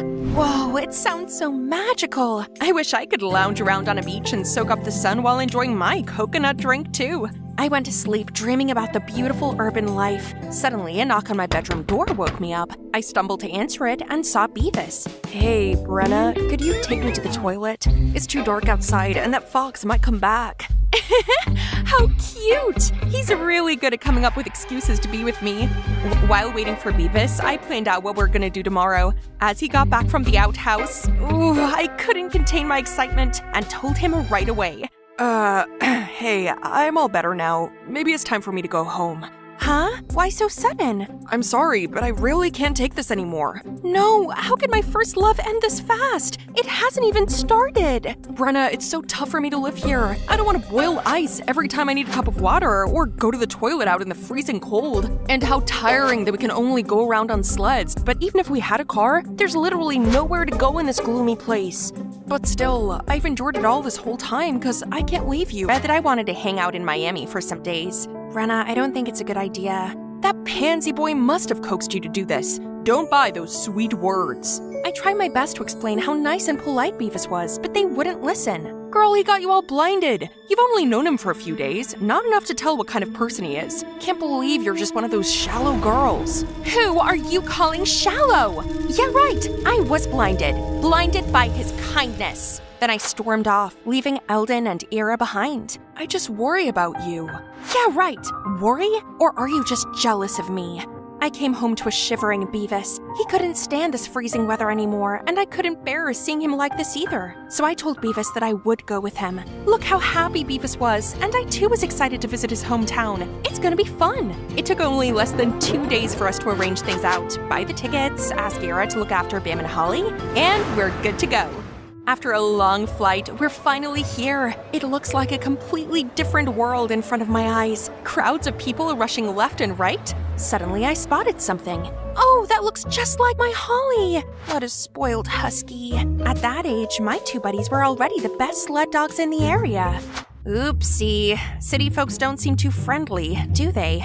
Huh? What else? Why is it moving so fast and non-stop?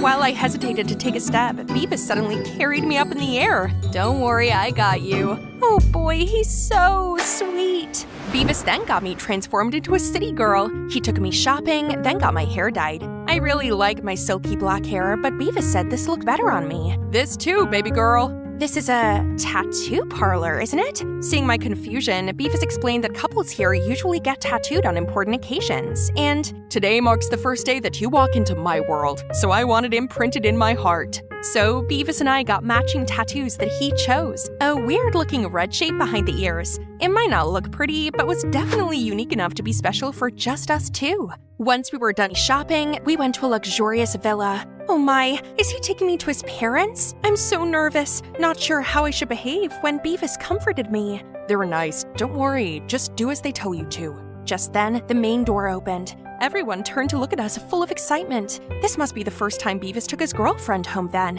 Hello everyone.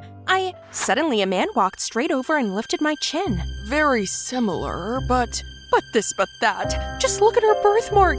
It's Demi. Thank goodness. Our beloved daughter has returned. I was still processing everything when everyone rushed to hug me and bombarded me with questions. I turned to Beavis for help, but where is he? What's going on? I tried to explain that I was Brenna, born in the snowy Arctic. Both my parents had passed away, and this was my first time leaving my hometown, but to no avail. My precious daughter, Beavis told us everything. You fell in the woods and had a concussion, so you're having a temporary memory loss. Just get rested for now, okay? Oh, where is Beavis then? I gotta ask him something. Don't worry, your savior will be well rewarded. You'll see him tomorrow. Everything happened so fast, I'm totally lost. But the most I could do now is to wait until tomorrow. I'm sure Beavis will clear things up. Upon catching sight of Beavis, I immediately unloaded it all onto him. Shush, just listen to me first. Turned out, Beavis worked here for the Atchley's family. He escorted their daughter, Demi, on a trip to the mountains, but she ran away. Mrs. Atchley was utterly furious about this and used his ill mother to blackmail him into finding Demi. That's why he risked going out into the snowstorm where we met. But why me? I have nothing to do with Demi. You and Demi look just like twins. When I saw you, I couldn't believe my eyes either. I did what I did because I was worried for my mom. I hope you can forgive me and help us, please. I'll soon find Demi. So, you were only using me? No, I'm truly in love with you, Brenna. I didn't want to be away from you, and you deserve a much better life here, with me. But just wait until I find Demi. Then we will run away and live happily together. Poor Beavis. He seriously had the worst luck. If I were him, I guess I would do the same. So I reluctantly lived as Demi. Luckily, her parents thought I lost my memory, which made it not too hard to be her. One day, I received a text from Eldon. I suddenly remembered that I'd been away from home for almost a month. I wonder if Bam and Holly miss me. To say I was not one bit homesick would be a lie. But there's no way I'd speak to Eldon. So I called Ira to catch up on things and asked for her help in the search for Demi. It had been a few days already, but neither Ira nor Beavis had heard anything about Demi. Feeling too restless, I went for a walk in the garden. Wait, what's that noise? Eldon? See what you got yourself into, idiot? Told ya, I saw right through him. Why are you here? And what are you talking about? Ira already told me. Beavis obviously only sees you as someone else's replacement. He doesn't love you. Let's go home. No, let me go! Stop bothering my girl! Leave me alone, please! You're only making things worse. This place has everything and it's much better than a hellhole in the middle of nowhere. Live there all you want. Don't drag me down with you. Eldon immediately let my hand go. He didn't say another word but gave me a disappointed look. Was that too much? Well, he's the one who kept sticking his nose in others' business. Who is he to control me? After that day, I still saw him lurking around the mansion sometimes. So annoying. Who in their right mind would be out in this scorching heat? Today, Mrs. Atchley, suddenly took me shopping. I guess having a family like this isn't too bad, huh? She said tonight I was attending an important dinner party, so I had to put on this tight dress along with a pair of killer heels. They looked pretty good, but I really couldn't breathe. Jeez, how can anyone do this? It's literally harder than walking on thin ice. Ah! Phew, that was close. Thank you, sir. Careful, I can't be around to protect you all the time. Eldon, why is he still so kind to me? I wanted to say something to him, but Mom already signaled for me to hurry up from afar. I rushed to the car, leaving him there. Thanks to Mom's preparation, the guys there were staring at me without blinking, especially this special guest. Mom told me that I was supposed to be smiley and friendly to Otis, but how was I supposed to do that when he kept rambling all these boring stories? My eyes wandered around, searching for Beavis and an excuse to leave. What are you looking for, sweetie? The most important person is already right in front of you. Ugh! I pushed him away, then ran off. There Beavis is. We should get out of this boring place. Oh, Mrs. Ashley's here too? What? That's it? I risked being in danger just to find her and bring her back to you. Don't take me for a fool. I'm only her stepmother, but I can tell that girl isn't Demi. I just let you off since she resembled her quite a bit. You're in no position to demand. But didn't you get Otis all smitten also? Isn't that all you care about anyway? So give me my money. I had to rack my brain to sweet-talk that girl into coming here. That means your sickly mother doesn't exist either, does she? Oh, sweetie, you've heard it all. So what if that's true? You won't get a dime. I'll expose your scheme. Where are you going, sweetheart? It's bedtime. So my phone was confiscated and I've been locked in this room for 3 days straight. They wanted me to give in and date Otis, but no way. I tried every possible way to escape, but always ended up getting caught. One morning, I was woken up by dogs barking. Annoyed, I went to the balcony to check and saw Eldon, and bam! Eldon signaled for me to stay calm and flew a paper plane to me, then swiftly left. Let's see. Fine then, if that's what he wants. Let's end things here once and for all. I agreed to date Otis like the Ashleys demanded. I even enthusiastically chose my own outfit, did my makeup with a cute hairstyle. Mr. and Mrs. Ashley were very pleased with that. They couldn't hide their excitement and even stood at the gate to welcome Otis when he came to pick me up. As his supercar arrived, Otis, the preppy guy, had just stepped out when Eldon signaled Bam to charge at him and scared him away. Meanwhile, the Ashleys were screaming for security. I was gonna leave in the midst of the chaos, but don't you dare run away! ugh! Holly jumped out of nowhere and made Beavis fall to his knees. Holly then bit on his pants and dragged him around. Good job, baby! Right then, a car stopped in front of us, and a girl stepped out who looked just like me. This must be Demi! Who are you? Why do you look exactly like my daughter? What kind of father are you to not recognize your own child? This is precisely why I ran away from home. After that, Demi exposed her stepmother and Beavis's evil plan in my stead. Demi's dad frantically apologized to his daughter and admitted that he'd always been so caught up with work that he overlooked family and his wife's scheme. Get out of my sight at once, and don't even think about bringing a dime with you. Then Eldon dragged me into the car, and in the driver's seat was Ira. Thank you, Ira. Just me? Eldon did most of it. I shyly looked over at Eldon. Thank you, and I'm sorry. It's okay, we're friends after all. I'll take care of you at all costs. Anyway, just hope that you've learned your lesson now, Brenna. Not all that glitters is gold. Eldon's right. This beautiful city is glamorous, but I don't belong here. I belong to the wind and snow, to the winterland I call home. Time to go back. The trip to the city was— Hi there, I'm Betty and I'm 15 years old. Last year I developed a bit of an obsession for something that kind of took over my life. And, to put it bluntly, pretty much became my life. I neglected everything just to get my fix of this one thing. And if it hadn't been for my mom intervening, I don't know what my life would have been like today. In fact, I shudder even at the thought of it. It all started with a game. That sounds pretty tame, right? Well, hear me out. One day on the school bus, I overheard a group of girls in the year above me talking about this game, Gacha Life. I was so intrigued as it sounded exciting, so as soon as I got home later that day, I downloaded it. And well, let's just say, the rest was history. From the moment I downloaded it, I couldn't stop playing it. It's fair to say that I'd always loved anime, and so that just made the game appeal even more. Being able to create my own characters and dress them up in cute outfits with wacky hairstyles, I just loved it.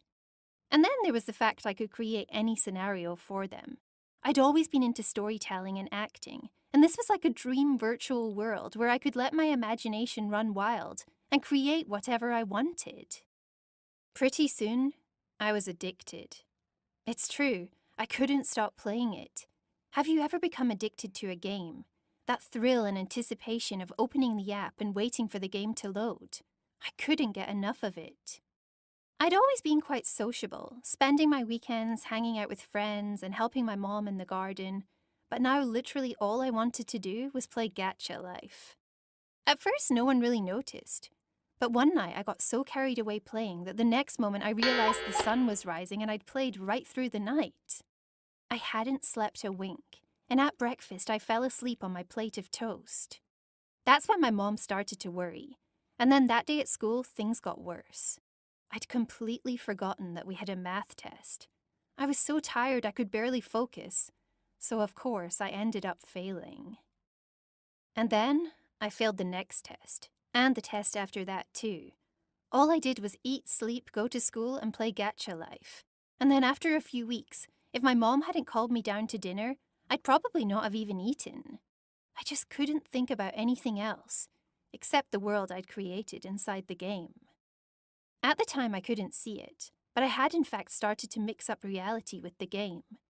I started to dress like my favorite character I'd made in the game, even wearing the same pink blusher on my cheeks and wearing my hair in pigtails.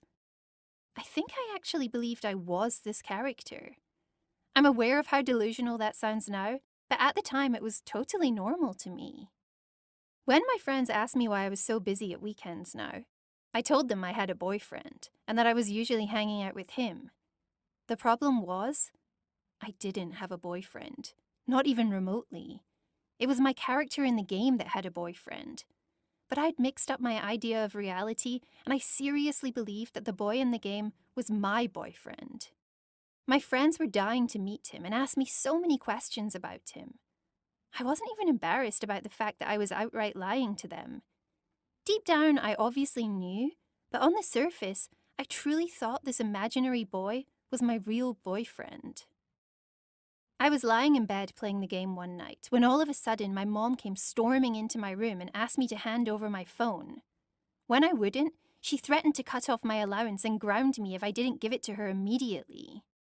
She said my friend's mom had called her, inquiring about my boyfriend and asking why I wasn't hanging out with my friends anymore. So now my mom wanted to see my phone to find out who this boyfriend was. She came over to my bed and grabbed it out of my hand, and then she saw what was on the screen. My imaginary characters kissing. And then she looked at me. My bloodshot eyes and unkempt hair, and she told me that if I didn't sort myself out, she'd take me to see a psychologist, because clearly, according to her, I had a problem. I stayed up so late playing that night that I overslept the next morning, and that's when my mom called it quits. She took me straight to a psychologist that afternoon, even though I protested the whole way there. The psychologist asked me why I seemed so attached to my phone. Then I told him everything. That it wasn't my phone I was attached to. It was this game, Gacha Life. I had been so reluctant to see a psychologist, but actually he really helped me.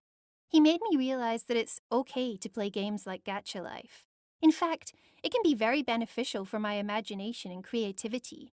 But there also needs to be a healthy boundary established between how I view the game. It's not real life. It's just a game. And I have to find a balance between my school life and what I do in my spare time. No game is worth jeopardizing my future. And after that first session with the psychologist, I realized I need to live my life in the real world and not escape into the game all the time. I do still play Gacha Life sometimes because it is fun, but it's now a healthy hobby as opposed to an addictive one. I'm so grateful my mom helped me when she did. Otherwise, who knows what level of obsession I might have taken it to.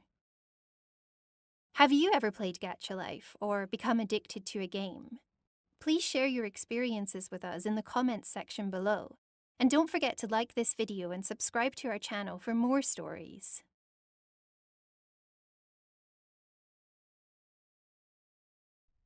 I'd just finished my shift and was walking out of the coffee shop to head home when I suddenly heard a voice say, "Hi." Are you Catherine Mill? Ugh, what else? I'm exhausted already. I reluctantly turned around to a view that almost made me leap out of my skin. Standing in front of me was a girl with a face exactly like mine. Who are you? I stammered. I felt like I was seeing things. She smiled at me and said, I'm Tracy. Is this wallet yours? Oh, wow, you found it. I dropped it at the Seattle Mariners baseball game. I never thought I'd see it again. That's right. We met there. Then Tracy took out a cap and put it on. Hang on. That hat seemed so familiar. And so did that smile. Are you the one I accidentally bumped into at the stadium? That must have been when I dropped my wallet.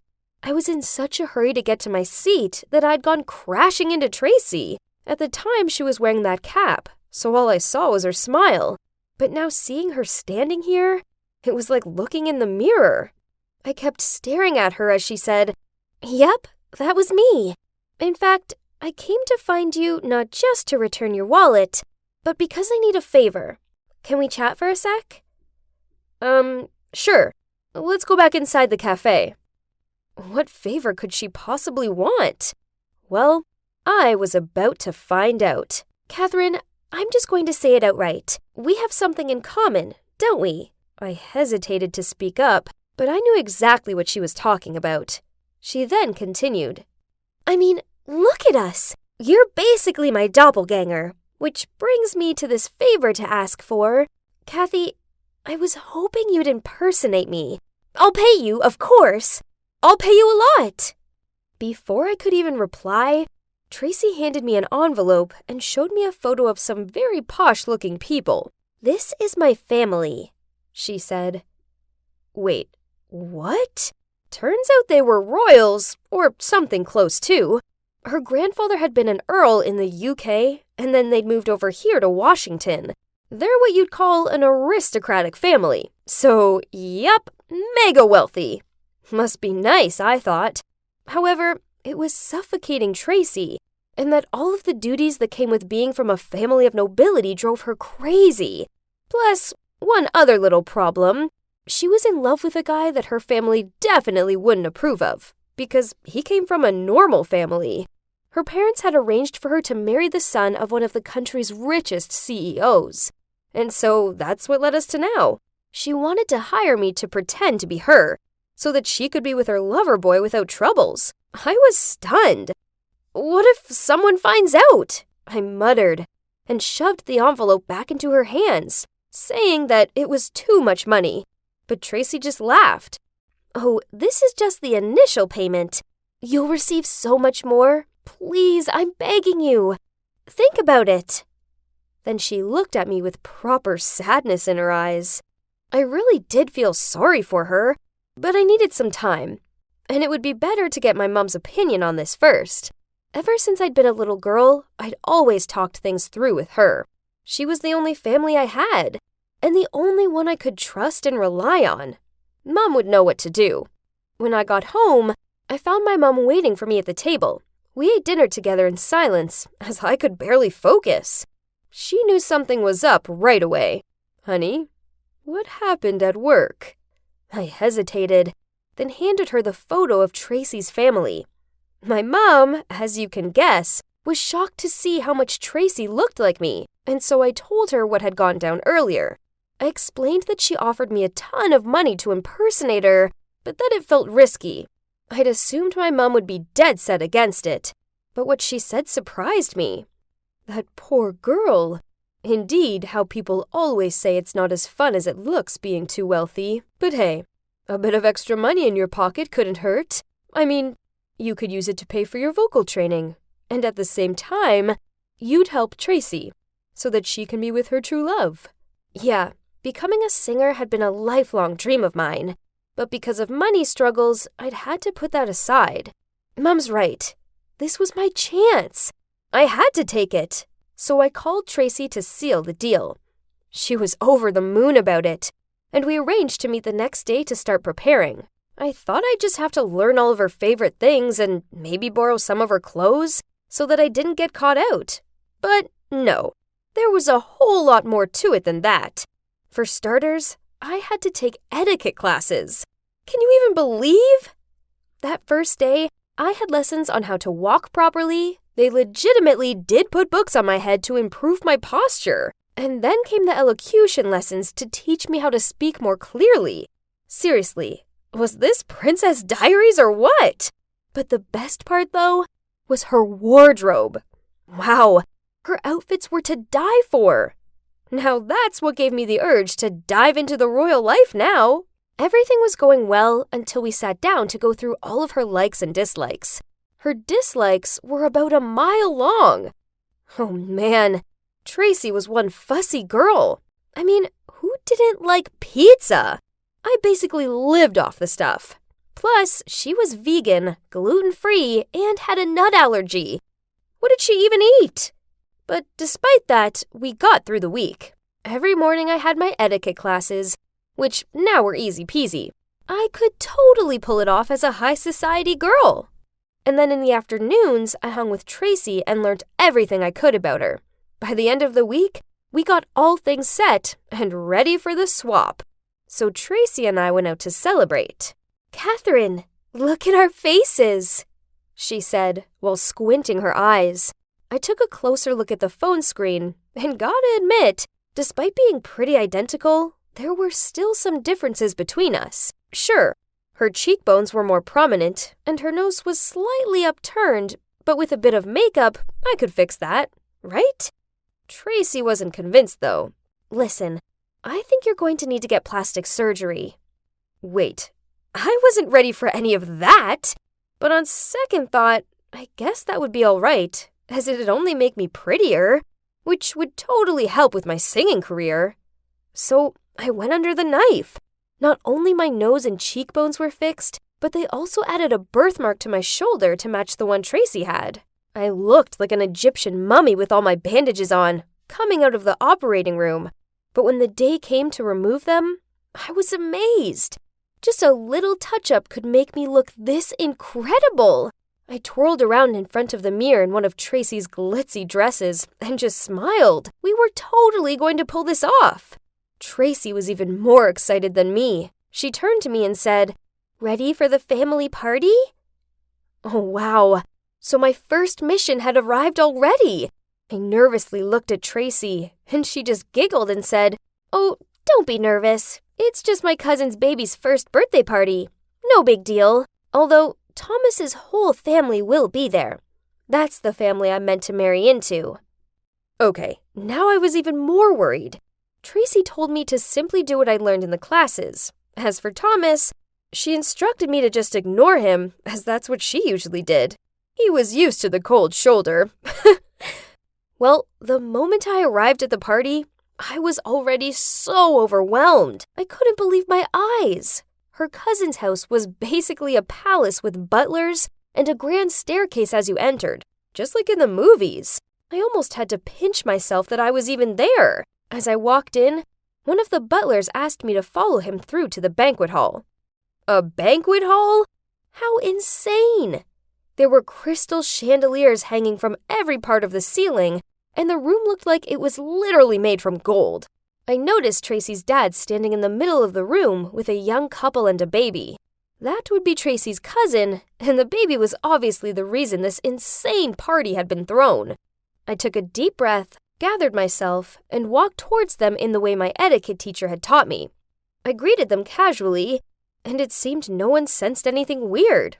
Not even Tracy's dad. However, I was still afraid someone would realize. So I grabbed a glass of wine and went to stand in the corner just to be safe. While I was fiddling with the glass and trying not to make eye contact with anyone, a guy came up to me and clinked my glass. Oh boy! The coolest, most handsome guy ever was standing there grinning at me. I smiled back at him politely, trying not to blush, and then I realized, wasn't he Thomas and Tracy, the happy couple? Suddenly I heard Tracy's dad from a few feet away, speaking towards us. "You two look exquisite together. Be good to him now, Tracy, won't you?" Yep, it's Thomas, the fiancé that Tracy doesn't like at all. Okay, so I need to act cold towards him. Otherwise, I'll ruin everything for Tracy. But heck, he was just so good looking. I quickly walked away towards the dessert table and started stuffing my face with some almond cookies, anything to distract myself from Thomas. As I picked up a third one, I heard Thomas scream, and the next moment he was running over to me shouting, "Tracy, put it down! There are nuts in those!" I dropped the cookie in shock. Right. I was supposed to be allergic to these delicious snacks. Totally forgot that. Gosh, I turned around to see all eyes were on me. This was a disaster. I was like a deer in the headlights. Didn't know what else to do. I pretended to faint. Thomas immediately carried me somewhere while others called the family doctor. I only took a peek when I felt like I was let down on a bed. And wow, even their guest room is gorgeous. Anyway, the doctor did some quick checkup and said I was okay. Well, obviously. Then Thomas rushed over, holding my hand and kept saying, "Thank God you're okay, baby." Really? How come Tracy didn't like him? He was so sweet. He was looking at me so lovingly. Wait, at Tracy, actually. Oh boy, this was getting weird. Guess I have started off this mission on the wrong foot. But having that first incident actually helped me become more careful, so I've been getting better and better at playing Tracy. I was like a secret agent that would be summoned by duty at any sec. Sometimes you'd find me as a princess, other times I'd be waiting tables. My life was getting busier, but much more fun in some senses. Then one day, Tracy suddenly appeared at my door, looking all loved up. How strange it was. Usually she only contacted me over the phone. Then she said, "Kathy, I have a big mission for you." As she sat down, she put a bulging envelope on the table and said, "Kathy, sweetie, I need a big favor this time. So, here's the thing. Me and Arnold are going to Asia for a month, and, I was wondering if you could maybe move into my house and cover for me?" I was shocked. A month? That's quite a long time. I mean, surely I'll get caught. Oh, I'm not sure, Tracy. I tried to avoid her eye contact, but she kept begging and looking like she was about to cry. Oh, God. What should I do? Guys, please give me some advice. And stay tuned. I'll be back with part 2 to tell you how things go down. Why do I have uneasy feelings about all this? Being the awesome class president that I am means that it's my job to show this new transfer student, Willow, what's what around here. So, obviously this is the canteen. Heads up, don't eat the stew. Yuck. If you have any trouble finding something, just ask me. Well, I haven't seen you since middle school. What's up? Just still the same. Okay. Oh, you must be confused, but actually I already know Willow. You see, we went to the same middle school together, but to be honest, we never really talked to each other back then. She seems to still be as quiet as always. Oh, and by the way, I'm Natalie, but you can call me Nat. The next few days, I saw Willow always sitting in a corner of the classroom and doodling. She looked kinda lonely, so being a nice person, I decided to sit and talk to her. "Hey, Willow, nice shirt." She just gave me this weak smile, then continued doodling. Ugh, talk about awkward. The best thing I could do was just to stupidly smile back, then swiftly left. I didn't really bother with Willow after that. I mean, I said hi if we passed in the hallway or something, but that was it. But it turns out Willow's introverted tendencies hadn't gone unnoticed by other students, as when we were on our school expedition to the woods, I overheard them talking about her. "Do you all think that Willow seems a bit weird?" "Yeah, you're totally right." One time I asked to borrow her eraser, and she just gave it to me without saying anything. She didn't even look me in the eye, just kept on drawing. It was so strange. Huh? Are they seriously gossiping about a new kid? Yeah, so she might not be too sociable, but people should just learn how to respect someone's personal differences, right? Hey, Willow is new here. I don't think it's very nice of you to gossip like this. Also, she's my friend from middle school, so please stop this. But just wondering, has she always been like this? Yeah, I guess. Actually, I was quite surprised to see her in our class. In middle school, her grades weren't that good, so it's kind of odd that she's in the top set with us. I could see the whole group was looking at me with surprised eyes. But hey, that was a few years ago now, so maybe she's changed. I quickly corrected myself. Then, a few days later, I was standing by my locker when suddenly my best friend Layla appeared and gripped my shoulders. Oh my god, have you heard the news? Everybody is saying Willow only got into top set because her parents made a huge donation to the school. Can you believe that? What? Who's spreading this absurd rumor? I don't know, but someone's saying that she wasn't that smart in middle school. Oh my god. Was the rumor culprit me? It was me. I did it at the expedition. Oh no, I didn't mean to. Oh, how could I let this happen? Then when I entered class, I noticed a sobbing Willow being comforted by some other students.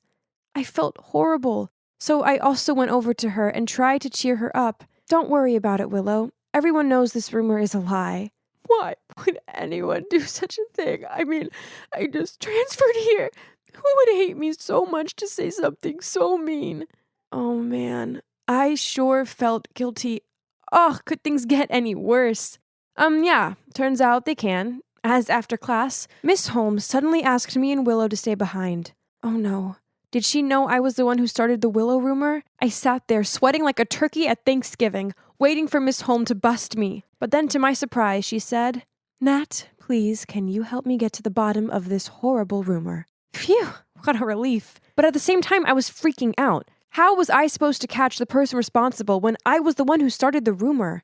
Albeit accidentally. Ugh, what a dilemma. Wait a minute. I think I have an idea. What about I blame it on a troublemaker? It's not like they would care anyway. Whilst I'm a straight A student, and getting into trouble for this could affect my chances to get into a prestigious college and ruin my life. Right at that moment, this guy called Bob shoved past us, then leaned against the wall and scrolled through his phone. Bingo. Gotcha. I put one hand against the wall and gave him a suspicious look. Hey, Bob. How you doing? Fine. So, about this Willow rumor? Who did you hear it from? Bob just shrugged and continued staring at his phone. Or did you do it? Maybe you were bored. So you spread the rumor to tease the new girl. Am I right? Or what? Only by then Bob looked at me.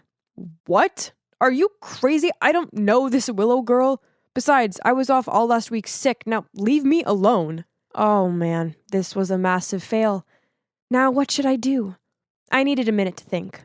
Okay, don't panic, Nat. You're smart, so you'll think of something. That's when I turned and caught a glimpse of Willow's sad face. Don't worry, I will find out who did it, I comforted her. But inside I was screaming. I hated lying to her, but this was an accident. I never meant to spread that rumor. At that moment, Layla appeared and said she wanted to help. Great! Like this quest wasn't complicated enough. Ugh.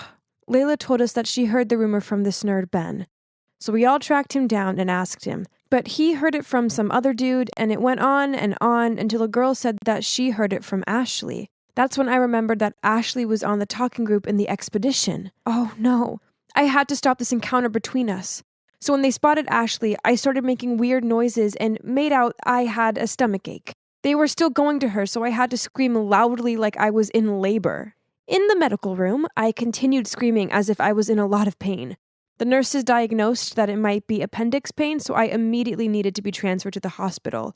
I instantly stopped screaming as soon as I heard that and said, it's just that time of the month. Phew, that was close. But at least I've successfully stopped them from investigating Ashley. Well, I spoke too soon, because right that second, Ashley walked into the medical room, but thank God she didn't mention me. Instead, she said Carl told her about it. Phew. To my luck, Carl was absent today, so the manhunt had to end here. It would unfortunately continue tomorrow, though. As we warily walked out of school, I glanced over at Willow and saw that she looked really down. Ugh, that made me feel so bad. So to make it up for her, I asked her if she wanted to grab a sandwich. My treat, of course. And she said yes. That sandwich was so good. And Willow seemed to enjoy hers too. It was great to see her happier, so I decided to extend our trip by going to the mall. Willow kept on glancing at this dress, but it was out of her price range, so being the awesome friend that I am, I bought it for her as a gift. Well, that's the least I can do after everything I'd done to her, right? But then I noticed something weird. When I was standing at the counter to pay for it, I turned around and saw her smirking. Then when she saw me looking at her, she immediately smiled and thanked me for the dress.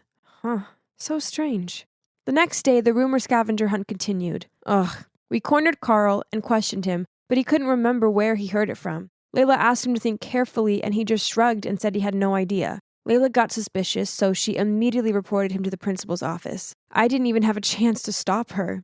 The next thing I knew, we were being called out over the loudspeaker and summoned to go to the principal's office. Then Carl confessed that yesterday he got an anonymous message via Facebook saying that they were willing to pay him if he agreed not to tell the name of the person who told him the rumor. He showed us his phone, but all the messages and the user account didn't exist anymore. That's right. I was the anonymous user who contacted Carl yesterday. Thank God I deleted the messages and the account on time. But things weren't that simple. The principal decided to suspend Carl for withholding information. Finally, my plan worked. But why wasn't I feeling happy about it? On the contrary, I felt bad. Really, really bad. Blaming someone for my mistake wasn't right. I couldn't do that to Carl. So I stood up and blurted out, "It was me all along. I started the rumor, but it was an accident." Well, and that's it. Cue a 2-week suspension.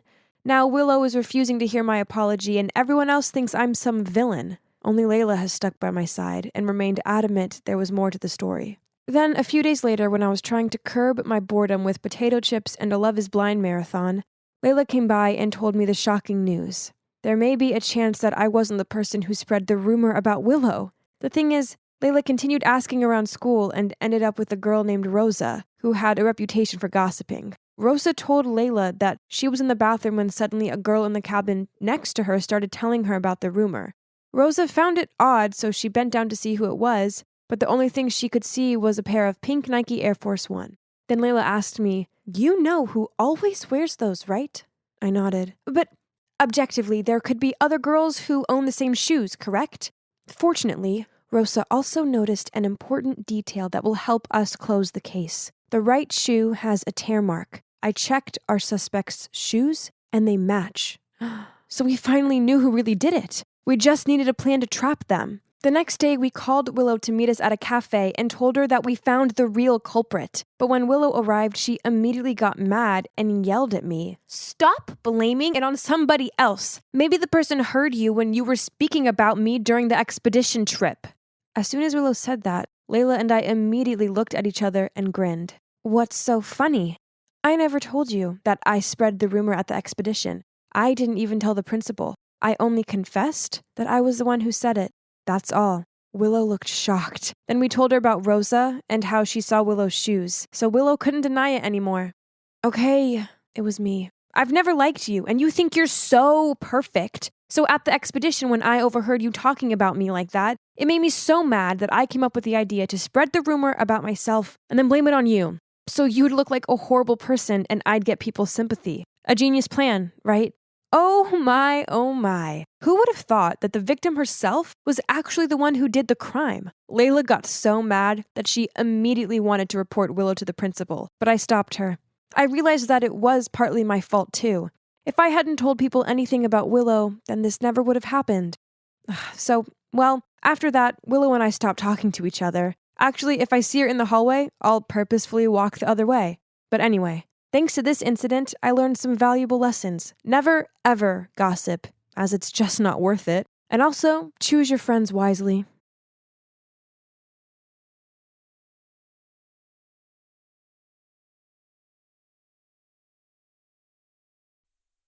Hey, I'm Kirsty, and I have an identical twin sister called Arabelle. We didn't have a normal upbringing, as our mom abandoned us at an orphanage when we were 6. We have our mom's dark blue eyes. That's pretty much all I remember about her. I'm not fully sure why she gave us up. I guess she was young and just couldn't cope. As little kids, my sister and I were close. We used to fool the other kids and the nuns into thinking that we were each other. Arabelle always wore a pink bow in her hair, so we'd both wear one and freak the kids out by double-crossing them in the corridors. Those were good times. But when we got older, everything has changed. I started to become green with envy at Arabelle. Everyone always liked her more than me. The nuns called her Little Cat, and every kid kept surrounding her like she was a sparkling star or something. They all thought she was so sweet and polite. This annoyed me because I knew the real her, and she wasn't sweet at all, if not a completely fake girl. And she just knew exactly what to say and do to get the most from people. Then, when we were 12, a lot had been happening that completely changed our lives. The orphanage had financial problems that could not be saved. Our nuns loved us so much that they didn't want to lose any of us, but they had no choice but to allow the social organization to find us adoptive parents. The nuns didn't want my sister and I to be apart, so they sent us to 2 families in the same town. But the God of Justice must be blind as usual. Arabelle was way luckier than me. She was adopted by a wealthier family. My parents loved me anyway, but, well, she received all the best things, and that was just not fair. We went to the same school, and I was so sick of listening to her bragging. When we were at the orphanage, we used to wear the same kind of clothes, but now things were different. Arabelle always stayed in style, wearing the most beautiful clothes. So, although we are identical twin sisters, whenever we stand next to each other, she would be like a queen and I would be a maid. She easily got everything I ever wished for. Princess bed, a large window with a sea view, piano and ballet classes, and an amazing mom and dad. She talked about it all the time, and I got sick hearing it.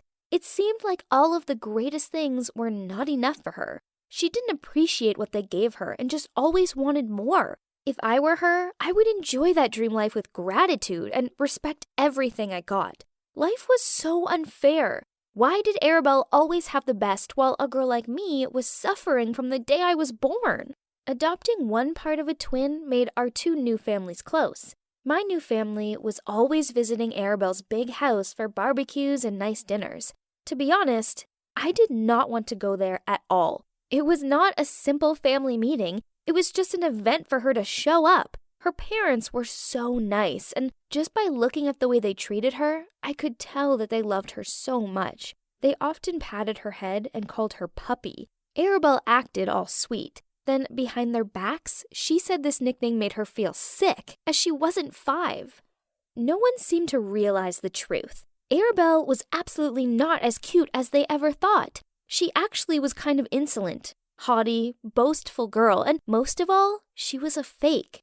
I remember one time when her mother's birthday party was taking place. Her mom looked stunning in that gorgeous dress, and people in the room just stayed silent for a while to show their impressing. Arabelle pretended to be cute and gave tons of compliments to her mom. But as soon as her mom turned her back on us, Arabelle whispered to me, "Look at her stupid smile. She is thinking that she really is beautiful, while everyone knows that I'm the one who looks stunning here."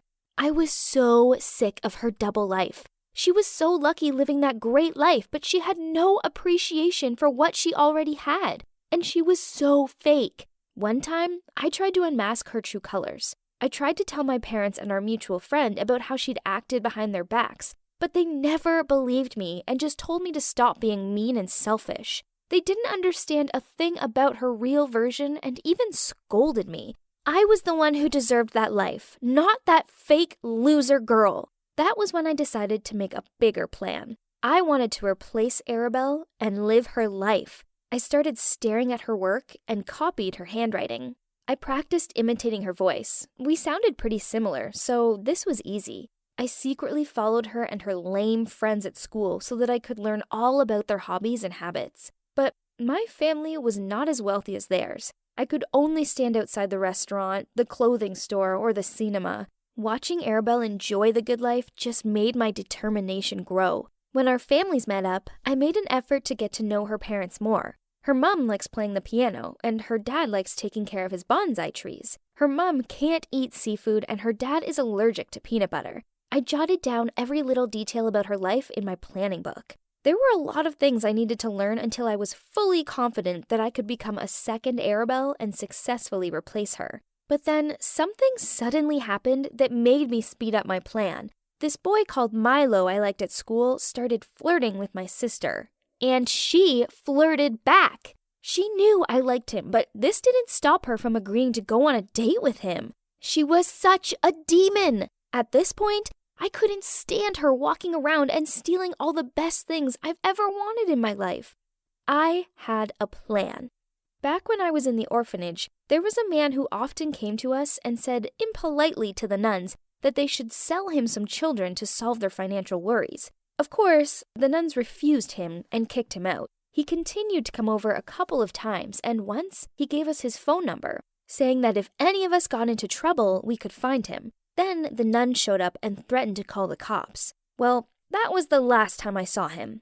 I always kept that number because I knew there would be a day I would need it, and that day finally came. I called him, and we came up with a plan to solve my Arabelle issue. He sent her an anonymous message telling her to come to a secluded corner in the park to find out some juicy gossip about Milo. Of course, my nosy sister agreed. The man promised my sister would be sent to another place to work to help him earn money, and she wouldn't be harmed. I left a letter at home saying I'd had enough of the poor life and I'd found a better place to go. I told my parents not to be sad and not to look for me. I hid in a corner of the park and waited for my sister to appear.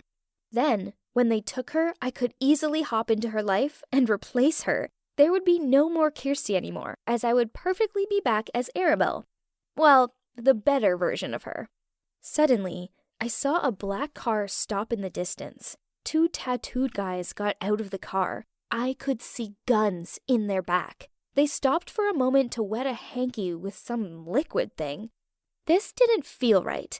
I knew that this was going way too far. They would hurt my sister, and I was the one who was participating in this sin, and I knew that I would live in guilt for the rest of my life if I ever let it happen. I immediately ran out from where I was hiding, grabbed my sister's hand, and pulled her away. I heard their footsteps right behind us, so I ran as fast as possible to the crowd of people and screamed loudly at the same time to let people around pay attention to us. The other 2 men probably gave up when we ran into the crowd. After we got back to her home, I told her that I happened to be walking past and overheard the guys saying they were going to kidnap her. Then I just ran to reach her as fast as possible without thinking. She hugged me and thanked me for saving her life. She said that she always thought that I didn't like her, and she used to feel that way about me, too. Wow. That moment she came clear that she used to think that I was just a gross, dirty girl and didn't deserve to be around her, and she from time to time tried to pretend herself in front of me just to make me jealous. She was so sorry for her selfish mind and promised to change her character for me. I also told her that sometimes I became so mean because of envy, but facing this dangerous situation made me realize how much she means to me, and I will not let jealousy blind me anymore. Turns out, living a great life was that simple. We just need to talk straight and openly with each other to solve the problems between us. As for my parents, they read the letter I left them and got upset. We had a good talk, and I realized I was being the ungrateful one. Yes, so they didn't have as much money as Arabelle's family did, but they were good people who cared about me. Arabelle hadn't been the only selfish one. I'd been selfish too. Life's good, and Arabelle and I are getting on better than ever. Still, the guilt from what I planned eats me up. Should I come clean about what really happened, or should I keep it a secret and carry on like normal? I mean, it's not like anyone was hurt, right? Have you ever questioned if your teacher hates you? I wish I didn't have to, but yep, my teacher hated my guts, and she went out of her way to make it very clear. I'm Lori, by the way. I'm 15 years old, and I guess you could say I kind of stand out because of my looks. People say I'm kind of pretty. Anyway, this year I started high school, although I only joined halfway through the year because I was off sick for 6 months with glandular fever. Yep, I had the dreaded mono. I was so tired of lying in bed feeling sorry for myself, so when the doctor said I could finally go back to school, I was over the moon. Little did I know what was in store for me. On my first day, I had to show all my teachers my hospital certificate to explain why I'd missed so much of the year. When I gave it to Miss Atkin, my math teacher, she smiled and said, "Welcome. Nice to see you feeling so much better." I smiled back at her and said, "Thank you." And I was about to walk away when suddenly she said, "Excuse me, you're Lori Hannison?" Her face looked all weird, and when I told her, "Yep, that was me," Something inside her changed. She gave me a cold stare and told me to go to my seat immediately.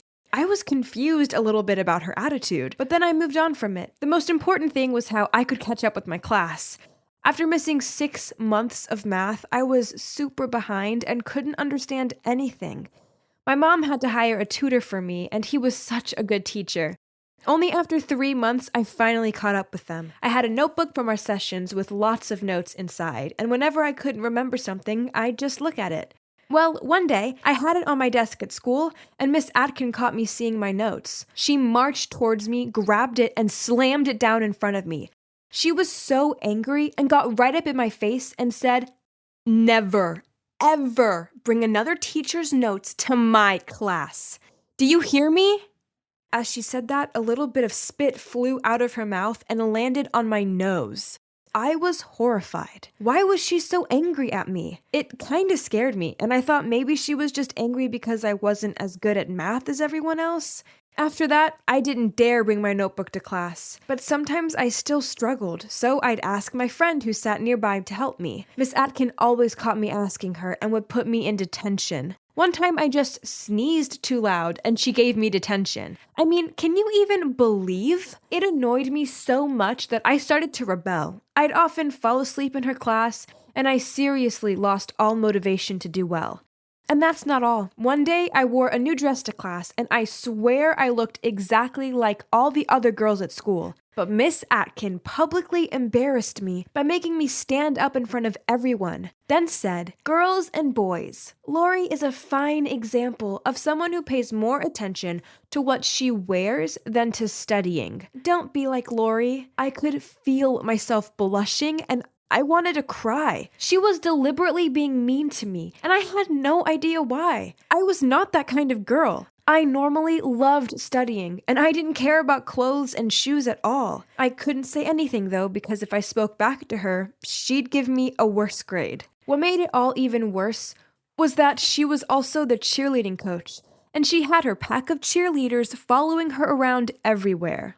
One time I was standing in the hall talking with my friend Joe. We'd been best friends since we were like 3 years old, and we also live in the same street, so we'd grown up together. Joe always had my back. So we were standing there chatting when Miss Atkin and some of her fave students walked by. Suddenly I heard one of the girls say, "Oh look, surprise, surprise, it's Lori flirting with a boy again." Then one of the other girls said, "Seriously, she's such a fake. I mean, she's using her illness to get attention from boys. How pathetic." I couldn't believe it. Did they think I was deaf or something? They were the ones who were fake with their thick layers of makeup and all of their gossip and drama. I didn't really care that they were saying these things, but what really got to me was the way Miss Atkin laughed along with them. I actually saw her nod her head, so she agreed with them. I knew that wasn't okay. And Joe saw it too. He was so angry and grabbed my hand and said we had to report her to the principal. I stopped him though and said, "Just leave it. I am still the new girl here, and I don't want to cause any drama. And anyway, I have a plan." I smirked at him as I said this. So, Miss Atkin has this policy where if someone's phone rings in class, they have to answer it on speakerphone.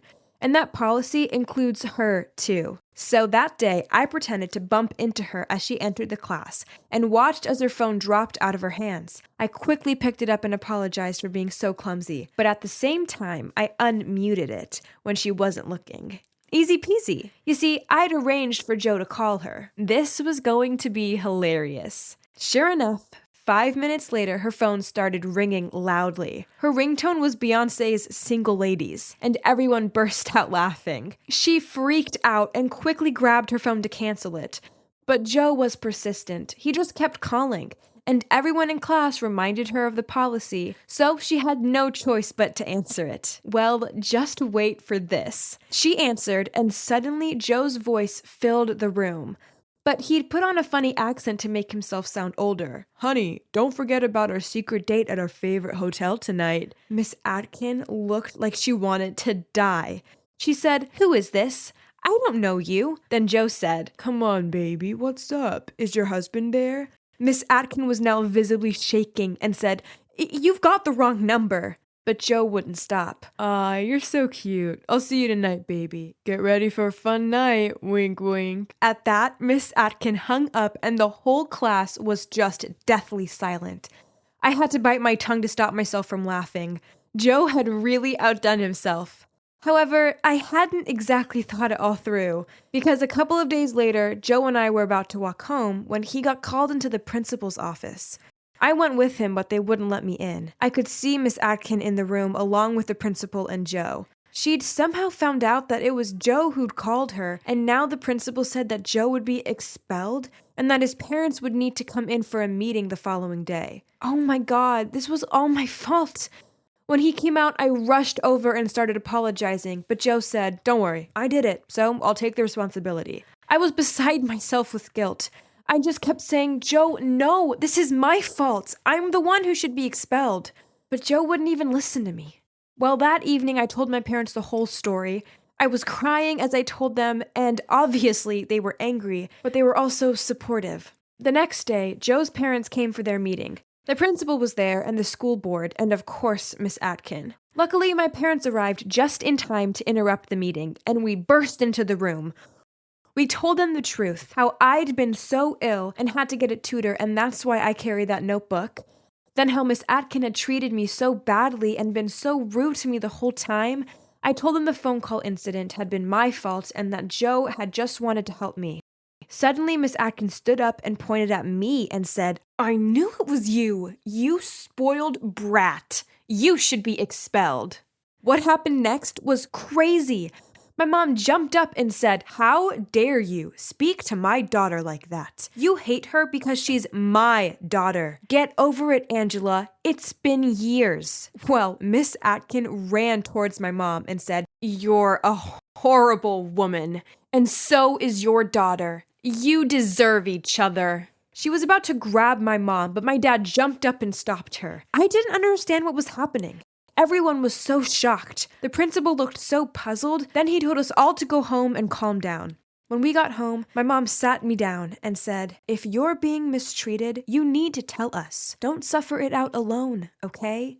I told my mom I was fine, and that school was great, but then my dad interrupted and said, "You're fine? Don't lie to us. You were almost expelled." Then my mom said, "Honey, calm down. It's not her fault. You saw her teacher. She's a demon." Then my dad just laughed, and I was so confused. Then he said, "Oh yeah, Lori, we should have told you this already, but Miss Atkin was at school with us." Then they told me how the three of them had gone to high school together, and both my mom and Miss Atkin had a crush on my dad, so they became sworn enemies.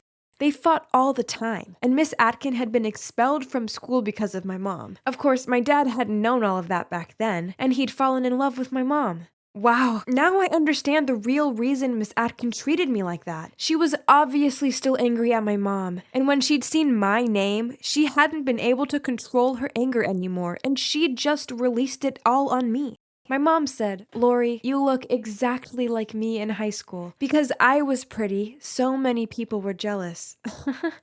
Then she turned to my dad, smiled, and said, "I can see that Joe is quite similar to your dad. You should be careful." At that, Mom and I burst out laughing. My dad was just speechless. And guess what? It all worked out in the end. Miss Atkin got reassigned to another school, and Joe and I were only suspended from school for 2 weeks. Now we're closer than ever, and there's definitely some real chemistry between us. Finally, high school is getting good again, huh?